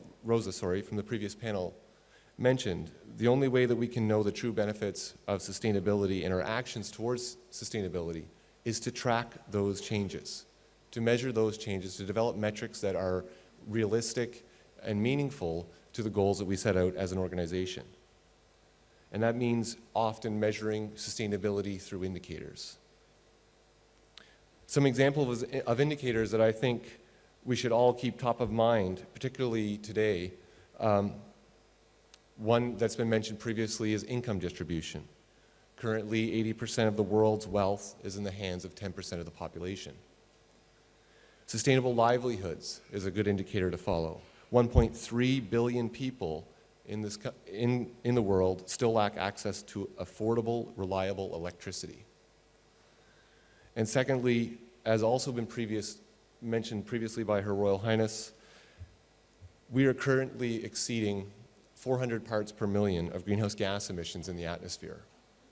According to the IPCC and other leading scientists, when we hit 450 ppm parts per million, we're going to see a 3 to 4 degree change in our global atmospheric temperature, which will all but wipe out a lot of critical species on this planet. Now on a more positive note. According to the International Energy Agency, the global installed capacity of solar electricity has increased by 6 times over the last 3 years. We now have 140 gigawatts of solar installed. This is equivalent to powering 45 million European homes in 3 years. Also, from the World Health Organization, over the last 10 years, more than 2 billion people have gained access to improved water sources. According to the UN, over the last 15 years, more than 110 million children have received pre-primary and primary education. So as you can see, indicators are a very important and powerful way to understand where we are at in terms of sustainability. But too often, social and environmental values are what we call a second-order problem for government and companies. What I mean by this is that often economic and profit come first. And secondly, after economic and profit, we often think of, well, what can we do for the environment? What can we do for the people that might work for us, the people of our community? And the logic behind this is simple, that economic motivations are what attracts investors and capital needed to create new things, to adopt new technology. Also, if we exceed economically, in theory, we'll have the means to address social and environmental issues. But as Mr. Heimberg pointed out earlier, a lot of that growth is driven by debt. And that in the future, that idea that we're going to have the money to pay for the things that we forget about today is not as realistic as we thought it was.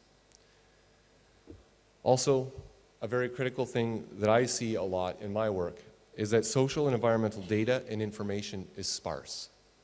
It's limited, it's sometimes non-existent, and it's often not as reliable as economic data because of the complexity of the systems in which that data is needed to understand. So rationalizing the use of precious resources to better understand data related to social and environmental problems is often not there. So while the practice of sustainability is growing, as mentioned by the previous panelists, we are yet to bring the rigor and resources to fully capitalize and integrate on social and environmental data into our critical decision making. At my firm in Green Analytics, we often advise corporations, governments, and nonprofits on how to implement sustainability programs and practices, providing them with the data and information they need to support their initiatives. We do this using 3 general techniques. The first is using socioeconomic assessments to understand how initiatives will impact communities and the environment, using spatial analysis and modeling to build data sets to understand how these impacts are going to be dealt with over space and time, and then using web-enabled solutions to communicate and share that data and to aggregate data into places where their organization and other organizations can use it. And so I want to talk about one particular anecdote or an issue that we've been working on over the last few years, and that relates to the development of Alberta's oil sands. So just by show of hands, how many of you know about Alberta's oil sands? More than I expected. So in Canada, in the province of Alberta, there's the world's largest industrial development is happening.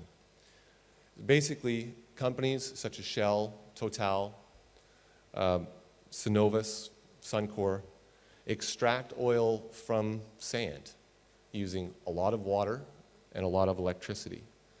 So generally, to get 1 barrel of oil, we use 2 barrels of water. To get 1 barrel of oil, we use 1.5 barrels of natural gas. So we're basically turning gold into lead. But what's particularly relevant to sustainability is that this is an issue that we face a trade-off. While these companies are making massive investments in the billions of dollars to get the technology needed to accelerate the development and efficiency of this resource development, the communities that support this development are often overwhelmed by the influx of workers who are temporary. They often develop drug and alcohol problems and then leave the community with nothing left behind. Often First Nations are displaced and their livelihoods are displaced along with the development of the oil sands. So we face a trade-off. So in my home country of Canada, a lot of our GDP, a lot of our tax revenue comes from the development of the oil sands. But at what point do we decide to make trade-offs? So I think sustainability is as much about encouraging the things we want as about drawing a line on the things that we don't need. We don't need oil sands development or heavy oil development to power our cars anymore. We have other technologies. So I think it's important as we move towards a world where sustainability may become more prevalent that the yes and the no's get balanced. So some general lessons from using sustainability metrics in practice is that we collectively as a society tend to emphasize economic information over social and environmental information. Bringing social and environmental issues on equal footing with economic information is not as easy as it sounds. It's often an afterthought. And the best way to begin to understand these the critical issues of sustainability is first to acknowledge that they exist, and then secondly, to start measuring and monitoring them.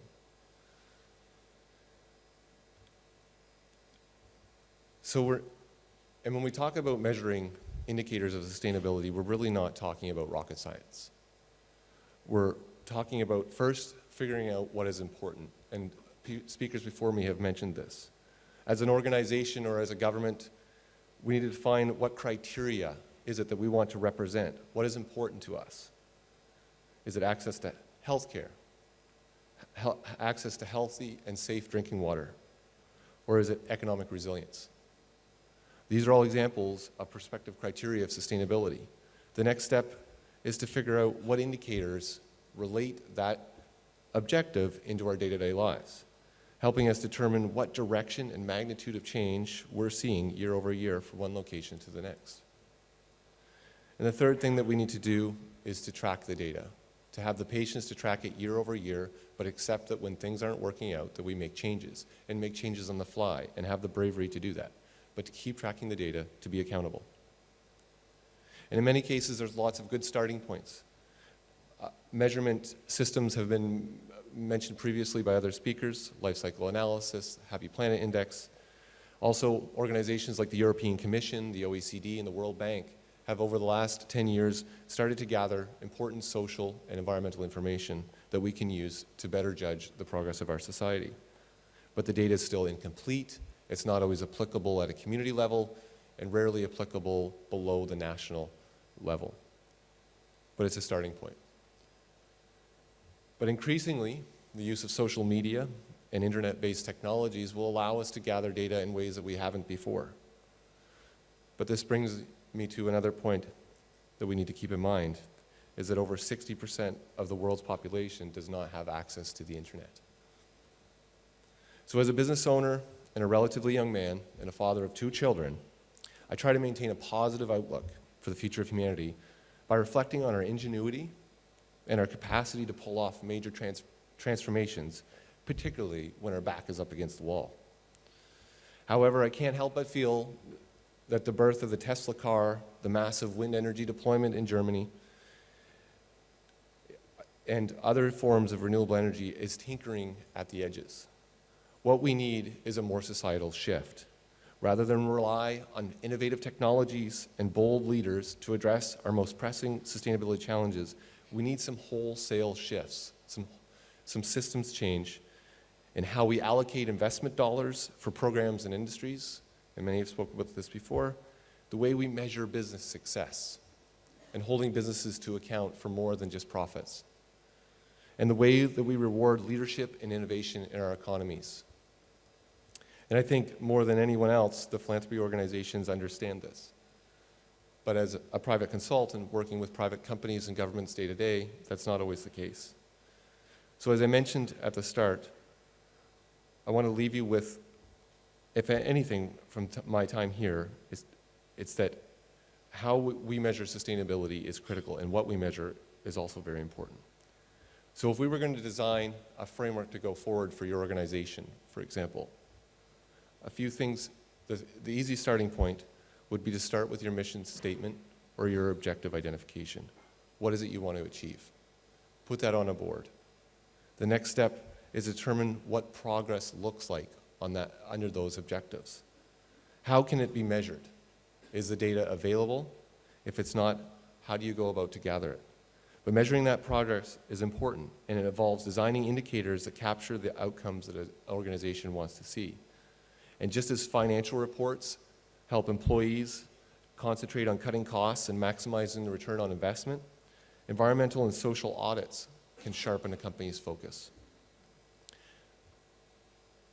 And organizations shouldn't expect to do this alone. Find experts. Increasingly, moving towards sustainability requires interdisciplinary collaboration. It's critical to get the most of precious resources dedicated to sustainability initiatives. So find people that have done this. Find people that have expertise in engineering and finance and environmental science that can support your organization, putting together the information and the processes you need to track the data, to report the data. And be decisive. As Mr. Heimberg mentioned previously, we're on a ticking clock. We need to shift the way our society functions.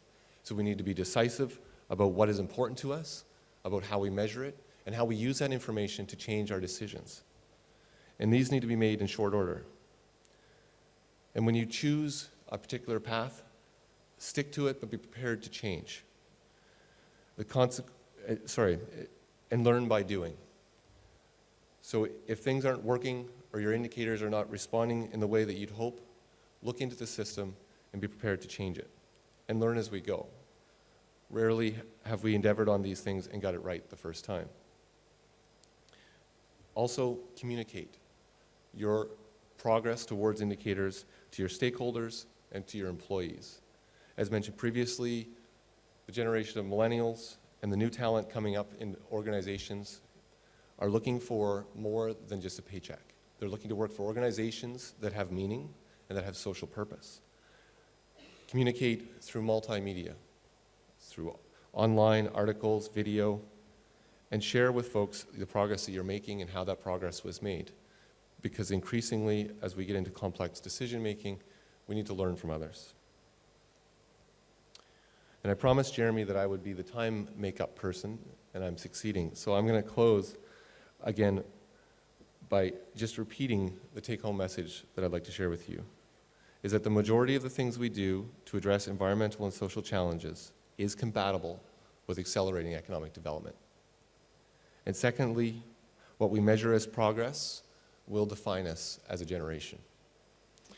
So again, I'd like to thank the Stavros Niarchos Foundation for the invitation to be here. And please feel free to pull me aside after. I'd be happy to chat further about this. Thank you.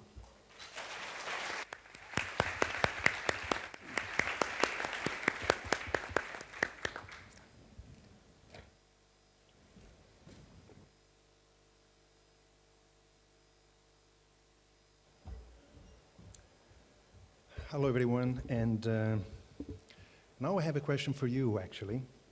Let's just break the rules a little bit. Who knows the expression, una faccia, una razza? I think the laughter is good enough to show, and this is just to say thank you to the Stavros Niarchos Foundation to invite me here. As one of these lost Italians who have been living abroad for so long, it's always a great pleasure to be back in the Mediterranean, and particularly in Greece. And una faccia, una razza, for the non-Italian Greek speakers, means one face, one race. This is what my grandmother was telling me about the Greek people and Italian people when I was a kid. So it's great to be here. And I also decided to make use of some slides, some visuals, to take you through something that has been already covered to some extent by my previous very distinguished and highly qualified speakers, and give a bit of a perspective from a WWF point of view of the challenges and the opportunities we're facing today. First of all, ladies and gentlemen, welcome to the Anthropocene. This is what some scientists are beginning to call the era we live in, the era of humankind, an era where we are experiencing an unprecedented situation, where one single species on the planet is having a disproportionate influence, thanks to our own ingenuity and technological advance. This is nothing new because we've been trying to control and manipulate nature since we were on this planet, and many other species are trying to do that. But our technological advance is putting out now ourselves, our generation, in a rotor collision with the natural systems and in a position to overwhelm nature and the Earth systems. And the problem statement is very simple. We are developing economically and socially at the expenses of the environment. This is the paradigm we've been following for the last 100 years, several hundred years, and this is the positioning of the different countries of the world against a very simple diagram here that shows human development going up, and then ecological footprint, the impact on natural systems. And as you can see, the more developed economies at the top, they are all highly developed, but with very high ecological footprint. And the developing countries at the bottom, in green, and the emerging economies in pink and gray, are exactly following the same migration pattern. We are still on the same paradigm of development. We develop at the expenses of the natural resources and the natural asset of our planet. And we're talking about particularly an incredibly accentuated acceleration in a very short period of time. World population, the real GDP, and transportation, for example, shot up dramatically over the last 50, 60 years. And so the consumption of resources, from primary energy to water usage to fertilizers, an indicator of agricultural intensification and extension, everything has started to really spike up at the point of 1950, more or less. So we're talking about a massive acceleration in an extremely condensed period of time compared to, of course, the long time we've been on the planet. And of course, the planet itself is responding to this impact and this incredible acceleration of consumption very clearly, very proportionately.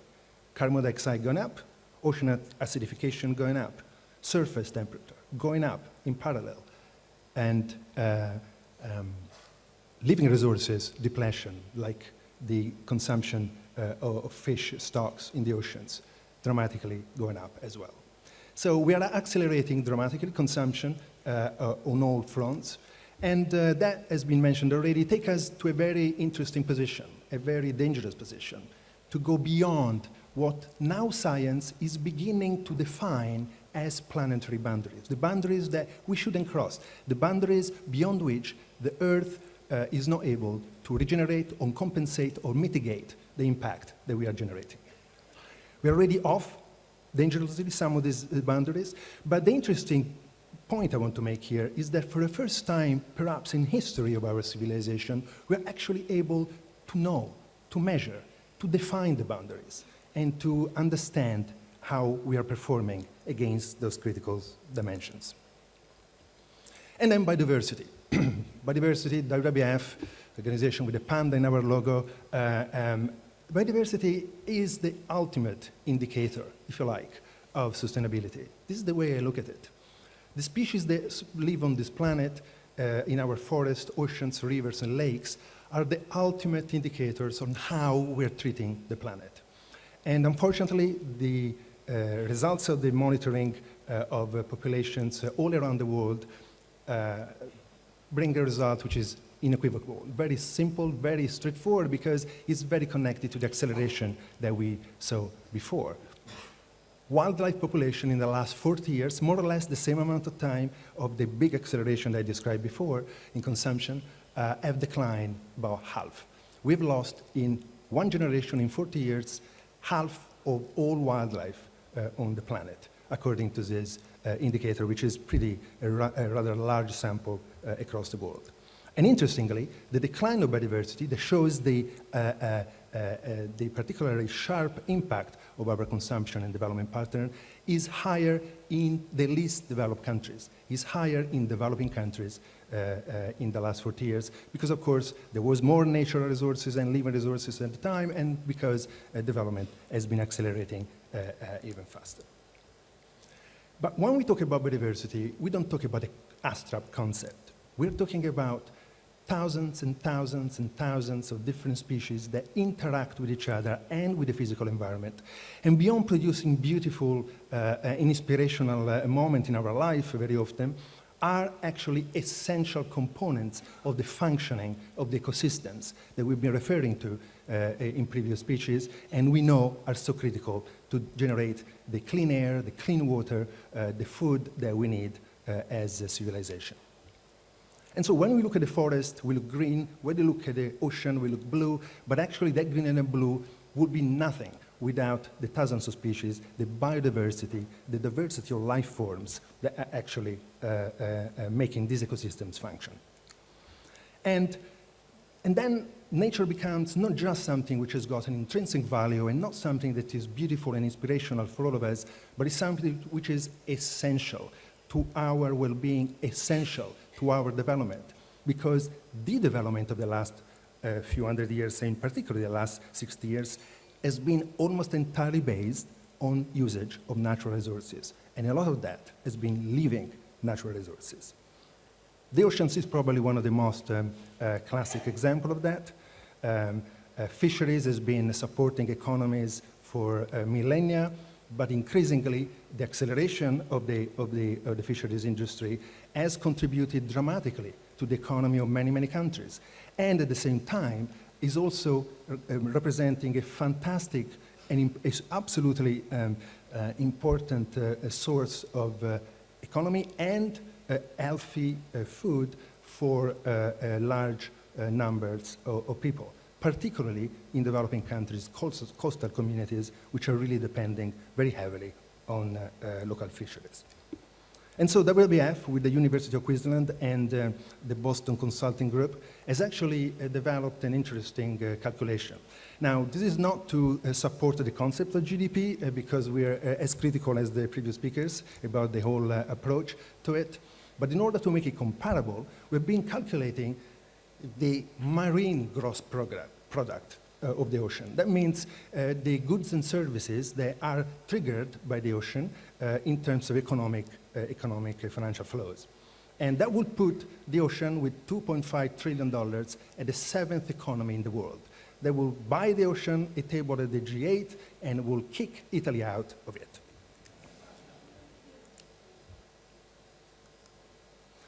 And this is an ocean that is delivering $2.5 trillion per year in terms of fisheries, in terms of other seafood, in terms of tourism and other benefits, at a point where the ocean is on a collapsing tipping point. 90% of the fisheries of the oceans are already overfished or fully fished. And yet the ocean is able to produce the amount of economy that I was talking about before. So that means actually becoming good stewards of the ocean and moving into a conservation, restoration, sustainable use of the ocean resources, the ocean could produce much more. And with 3 more billion people coming on board on this planet in the next 30 years, and with 1 billion people living in poverty, and most of these people depending directly on ocean resources today, is absolutely critical that we change the way we treat the ocean. And this is just one example, but it applies to forest, to freshwater habitats as well.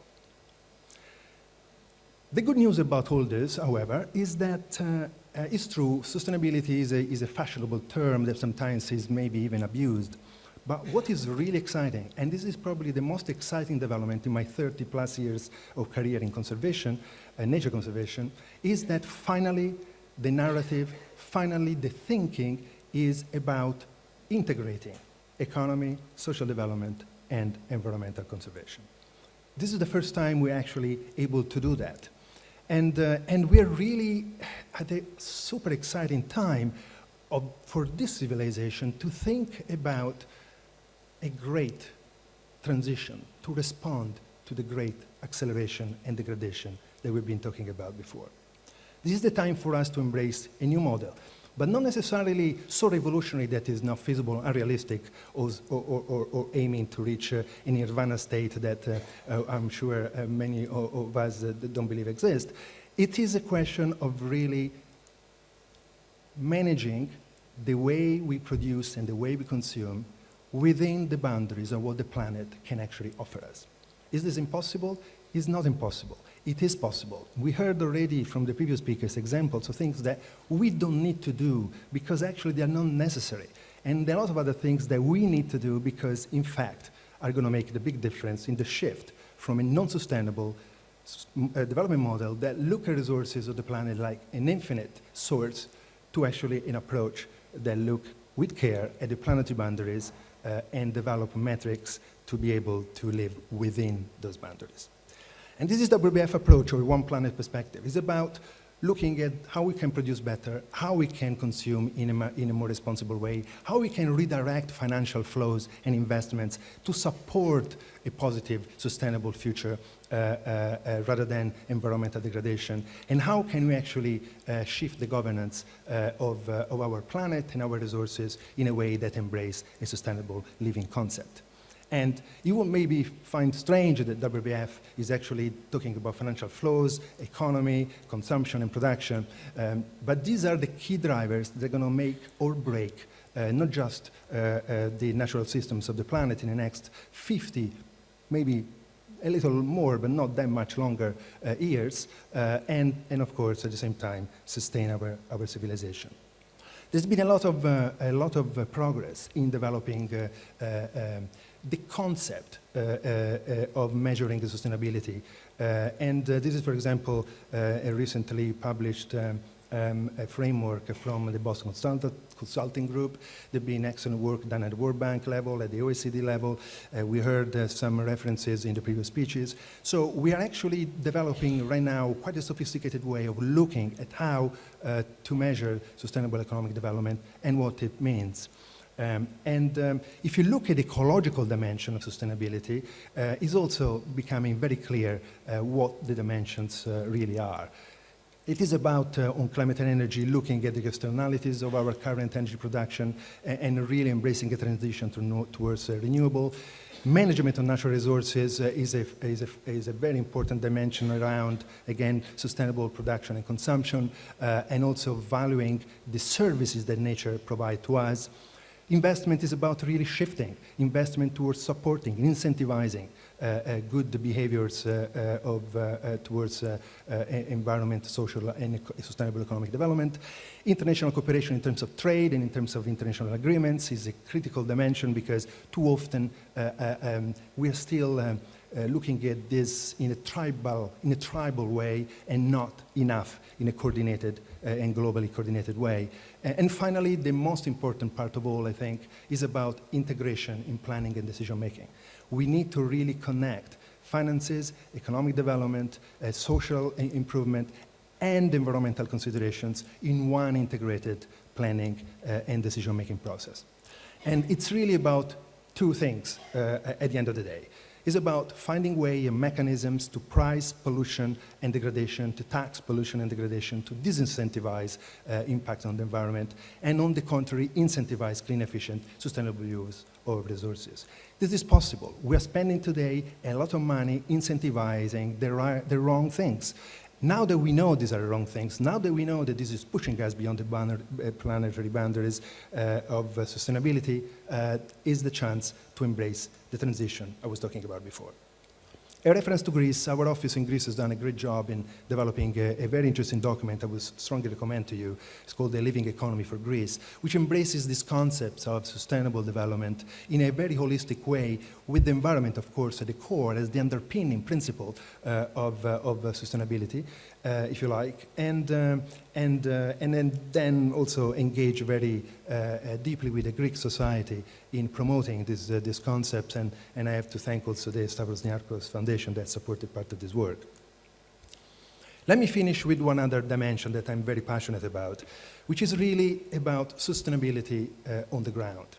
Because we are inevitably at the turning point where the concepts are becoming clearer, the metrics are becoming clearer, science is sending the right messaging in terms of how to measure our sustainability in different ways. And I'm just talking about environmental science, but also social science and economic science. But really, what we really need to see is a translation of this concept and these principles on the ground. And by on the ground, I mean particularly on decision-making, at the decision-making level. This is Africa, and these are the kind of biodiversity sensitive areas that WWF has identified in Africa as our priorities, and there are others scattered in the continent. And these are the infrastructure plans that in terms of mega highways, mega port development, and transportation infrastructures are planned for the next 20 years in the continent. And there is a lot of that smaller development in between the cracks. We have developed and launched last month at the African Development Bank, in collaboration with the bank itself, a ecological frontiers and ecological futures report for Africa. That look at the potential for development in Africa in terms of land conversion to agriculture, in terms of population growth and impact, in terms of water resources, in terms of energy production development and infrastructure, and identify the key areas that will be impacted. Well, from green to red, we are talking to high to very high impact. The whole continent will change, and this is happening everywhere in the planet. What we need to do, and particularly in emerging economies like the continent of Africa, is to really translate the concepts of sustainable development in a good integrated planning that bring together the different stakeholders, governments, particularly the subnational level, and not just the national governments, local communities, corporations, civil society, and plan in a way that we allow development, plan in a way where we give Africa the infrastructure they need, plan in a way that, however, are going to maintain and preserve the natural capital and the ecosystem services that the continent is needing today, and will need even more in the future. This is the approach that we need to embrace, integrated planning on the ground. Conclusions, very briefly. First of all, I have to say, I think we've come a long way from Rio, when the sustainable development word was kind of launched. I think we've never been aware of the issues. The world has never been aware of the problems and the solutions, and we've never been having a science which is more clear and accurate in measuring the performance on different structures.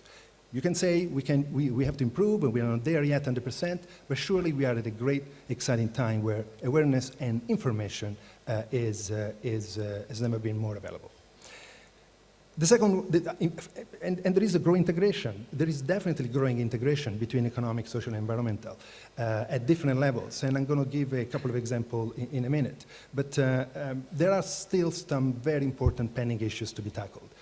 First of all, it's really a question of using more effectively regulations, taxation systems, and incentive systems to really bring about the systemic change that was mentioned before in the speeches from other speakers. The institutional setting matters a lot, and this is what is actually preventing this integrated planning that I was talking about.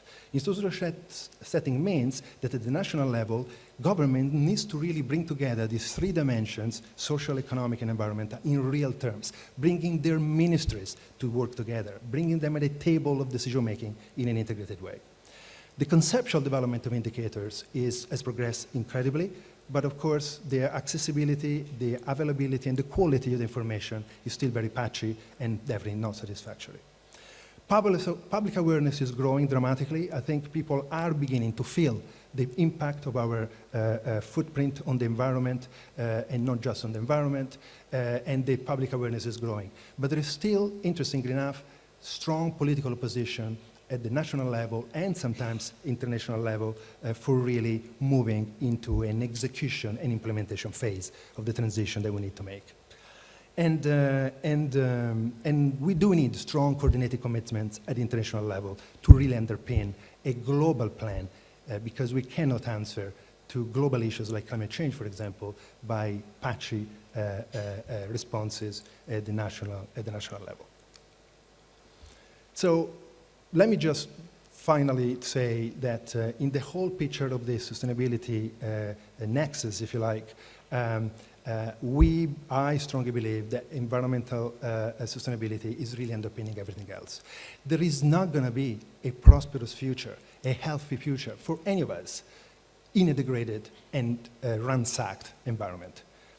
And we are really at the point where we have to decide, and this is the exciting opportunity of this generation, not the past generation, not the new generation, or the next generation, is this generation that has the great opportunity to actually embrace a different course. The course that will take us either to consume 3 planets at the end of the century and the mid-century, or go back into sustainable uses of natural resources that the planet can offer to us for free every day and has sustained our development so far. And this year, in September, there's going to be a major opportunity for the world, and every government has to play their role. It is about a major plan on how to support sustainably the development, economic, social, and with strong environmental considerations, the development of our society in the next decades. This is called the Sustainable Development Goals, is the post-2015 process that follows the Millennium Development Goals. There is a fantastic opportunity. It is the first time that we actually finally see an integration of the 3 dimensions and sustainability at all levels permeating all goals that are being agreed. WWF is very keen to see this framework approved in September at the United Nations, and we are really considering this actually almost a turning point, not just a cultural but also a practical turning point, is shifting investment at large scale globally towards sustainable development. But this is not the only sign. We heard the G7, the 7 most industrial countries in the world, officially proclaiming that this is the last century based on fossil fuels. We heard the Pope and other faith leaders talking about conservation of the resources of the planet as an ethical, moral issue for us, because are the poor that are going to be hit harder and sooner than everybody else. And we heard China talking about its ecological civilization in their new development plan. So the signs are there. The turning point is happening. We need to embrace it. And we need to embrace it for nature and for the beauty of nature, for the values of nature, but also for us. And the beautiful evolution in my career, for example, in conservation, has been really that now, today, when I talk about nature, I talk about people. It's the same thing. We are connected, and we are completely part of the same picture. And because I'm in Greece, I thought I would close with a slide about the Daedalus and Icarus story. And the question for us at this point in time is very simple. Do we want to be the Icarus that goes beyond the boundaries and defies nature at his own risk, or Daedalus that actually learn how to live sustainably and become good stewards of the value of nature and good managers of the assets of nature, both incredibly important for our quality of life moving forward. Thank you.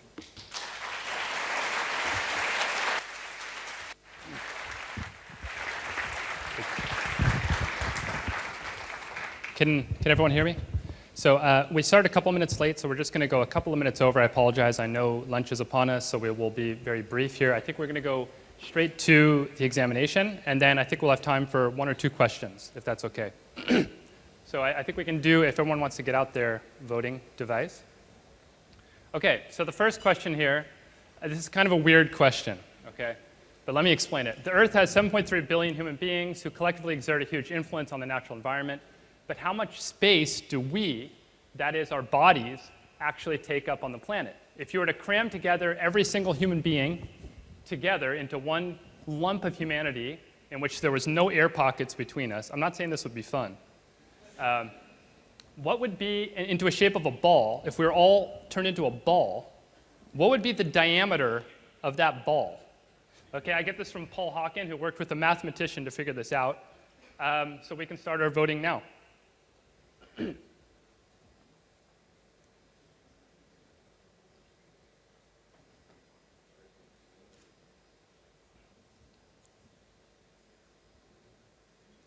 Okay. The majority of people voted 75 kilometers. The correct answer is number 1, 3/4 of a kilometer. It's shocking, but it's true. And the reason he developed this factoid was to show that even though we are so small, in fact, we actually exert an immense impact on the planet. And that's something you can take away in both the positive and the negative, is that we're small, but we have a huge impact. We can go on to the second question. Okay, so this was about LEED certification. Green construction has grown massively in recent years around the world. And the question is here, how many total square feet of built structures are LEED certified worldwide? These are certified green buildings. 300,000 square feet, 3 million square feet, 3 billion square feet, or 30 billion square feet? How many square feet of buildings around the world are LEED certified? We can start voting.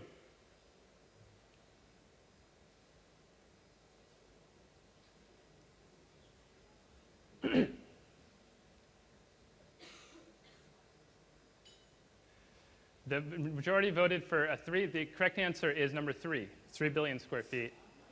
And that number is growing every year, so an indicator of the growth of green building around the world. And we'll move on to the third question. This one is more of an opinion poll. Especially in light of the ongoing debt crisis here in Greece, what is the single most important action that Greece and Greeks can be taking to thrive within its limits and create a more socially, environmentally, and financially sustainable society? Divest from fossil fuels and promote renewables, decrease material consumption, and increase less impactful service-based economic activities, individual actions such as bicycles, recycling, promote domestic and organic agricultural sector, stricter environmental regulations, so things like carbon pricing, 6, increase reliance on philanthropy and charity and social enterprise, all of the above and none of the above. There's no correct answer here.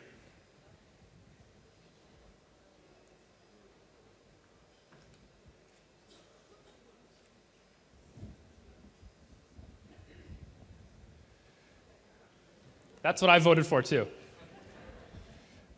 So thank you. If those with the microphones can come around, we have time, I think, to answer 2 questions, if there's interest. If you just step forward and take a microphone for any of our speakers. Hi. Please, go ahead. My name is Rodianos Tonakopoulos. I am an environmental scientist working for a waste management company. I would like to ask Mr. Heinenberg if many people believe that the key to many environmental problems is technology. For example, in energy production, technology could play a vital role, the way we produce energy, I mean.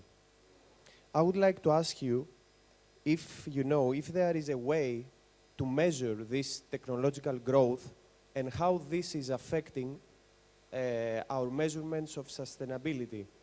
For example, if we compare a society that is based on fossil fuels to a society that has the option to use renewable sources, or maybe a future society that will be able to utilize nuclear fusion or whatever, there will definitely be a different way to measure the sustainability of this society. Do we measure that now? Thank you. That's a huge question, and could take us the rest of the conference to tease out answers to that. Over the foreseeable future, it seems to me and my colleagues at Post Carbon Institute that the most important adaptations will be social adaptations to using less and sharing more. Technology will certainly help, but it will be at the fringes. Renewable energy technology obviously is extremely important in moving away from fossil fuels. Moving away from fossil fuels has to be our #1 priority over the course of this century. However, we have come to the conclusion that it's a mistake to assume that we can replace fossil fuels with renewable energy sources and continue growing economic activity.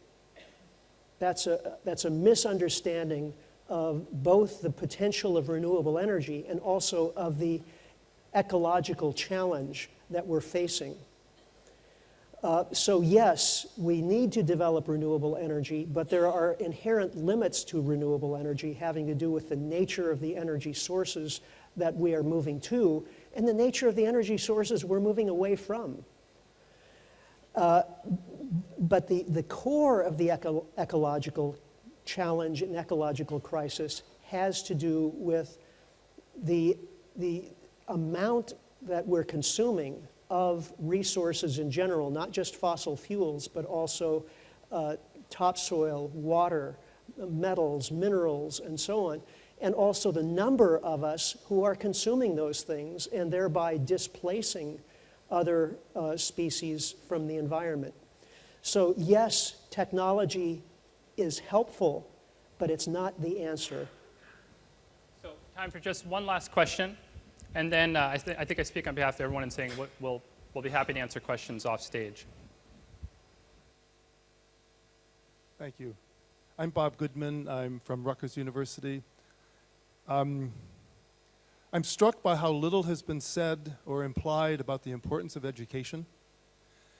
And just to pick one small example, agricultural production globally is a very complicated subject, but there are very good data documenting that in any agro-ecosystem you choose, the production by the best farmer is huge. There's a huge gap between the production that the best farmer in that ecosystem produces and what an average farmer produces. That right there, which is about know-how and education, puts me in the camp of Matt Ridley and the rational optimist, and therefore in the optimistic mode of a couple of the panelists and not with a couple of others. Marco, Mike, go for it. Can I just respond to this? Absolutely. Apologies we didn't mention that. It was almost a given, but thank you for raising that point. I was actually in China two months ago. WWF is part of an advisory committee to the Ministry of Environment to develop the new 5-year plan that the government is designing.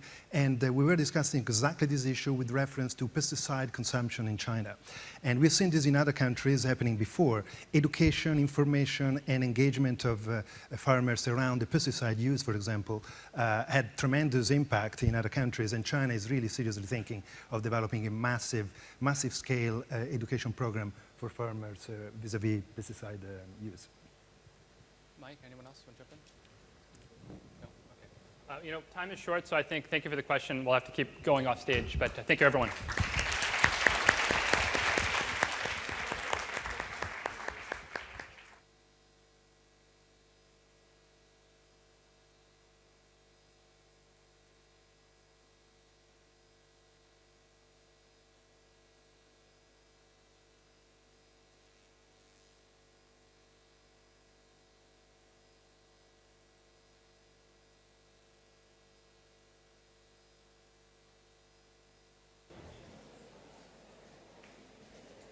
Hello? Hello? The lunch break is for 30 minutes, please. We'll be back around 2:15. Please try time. Thank you.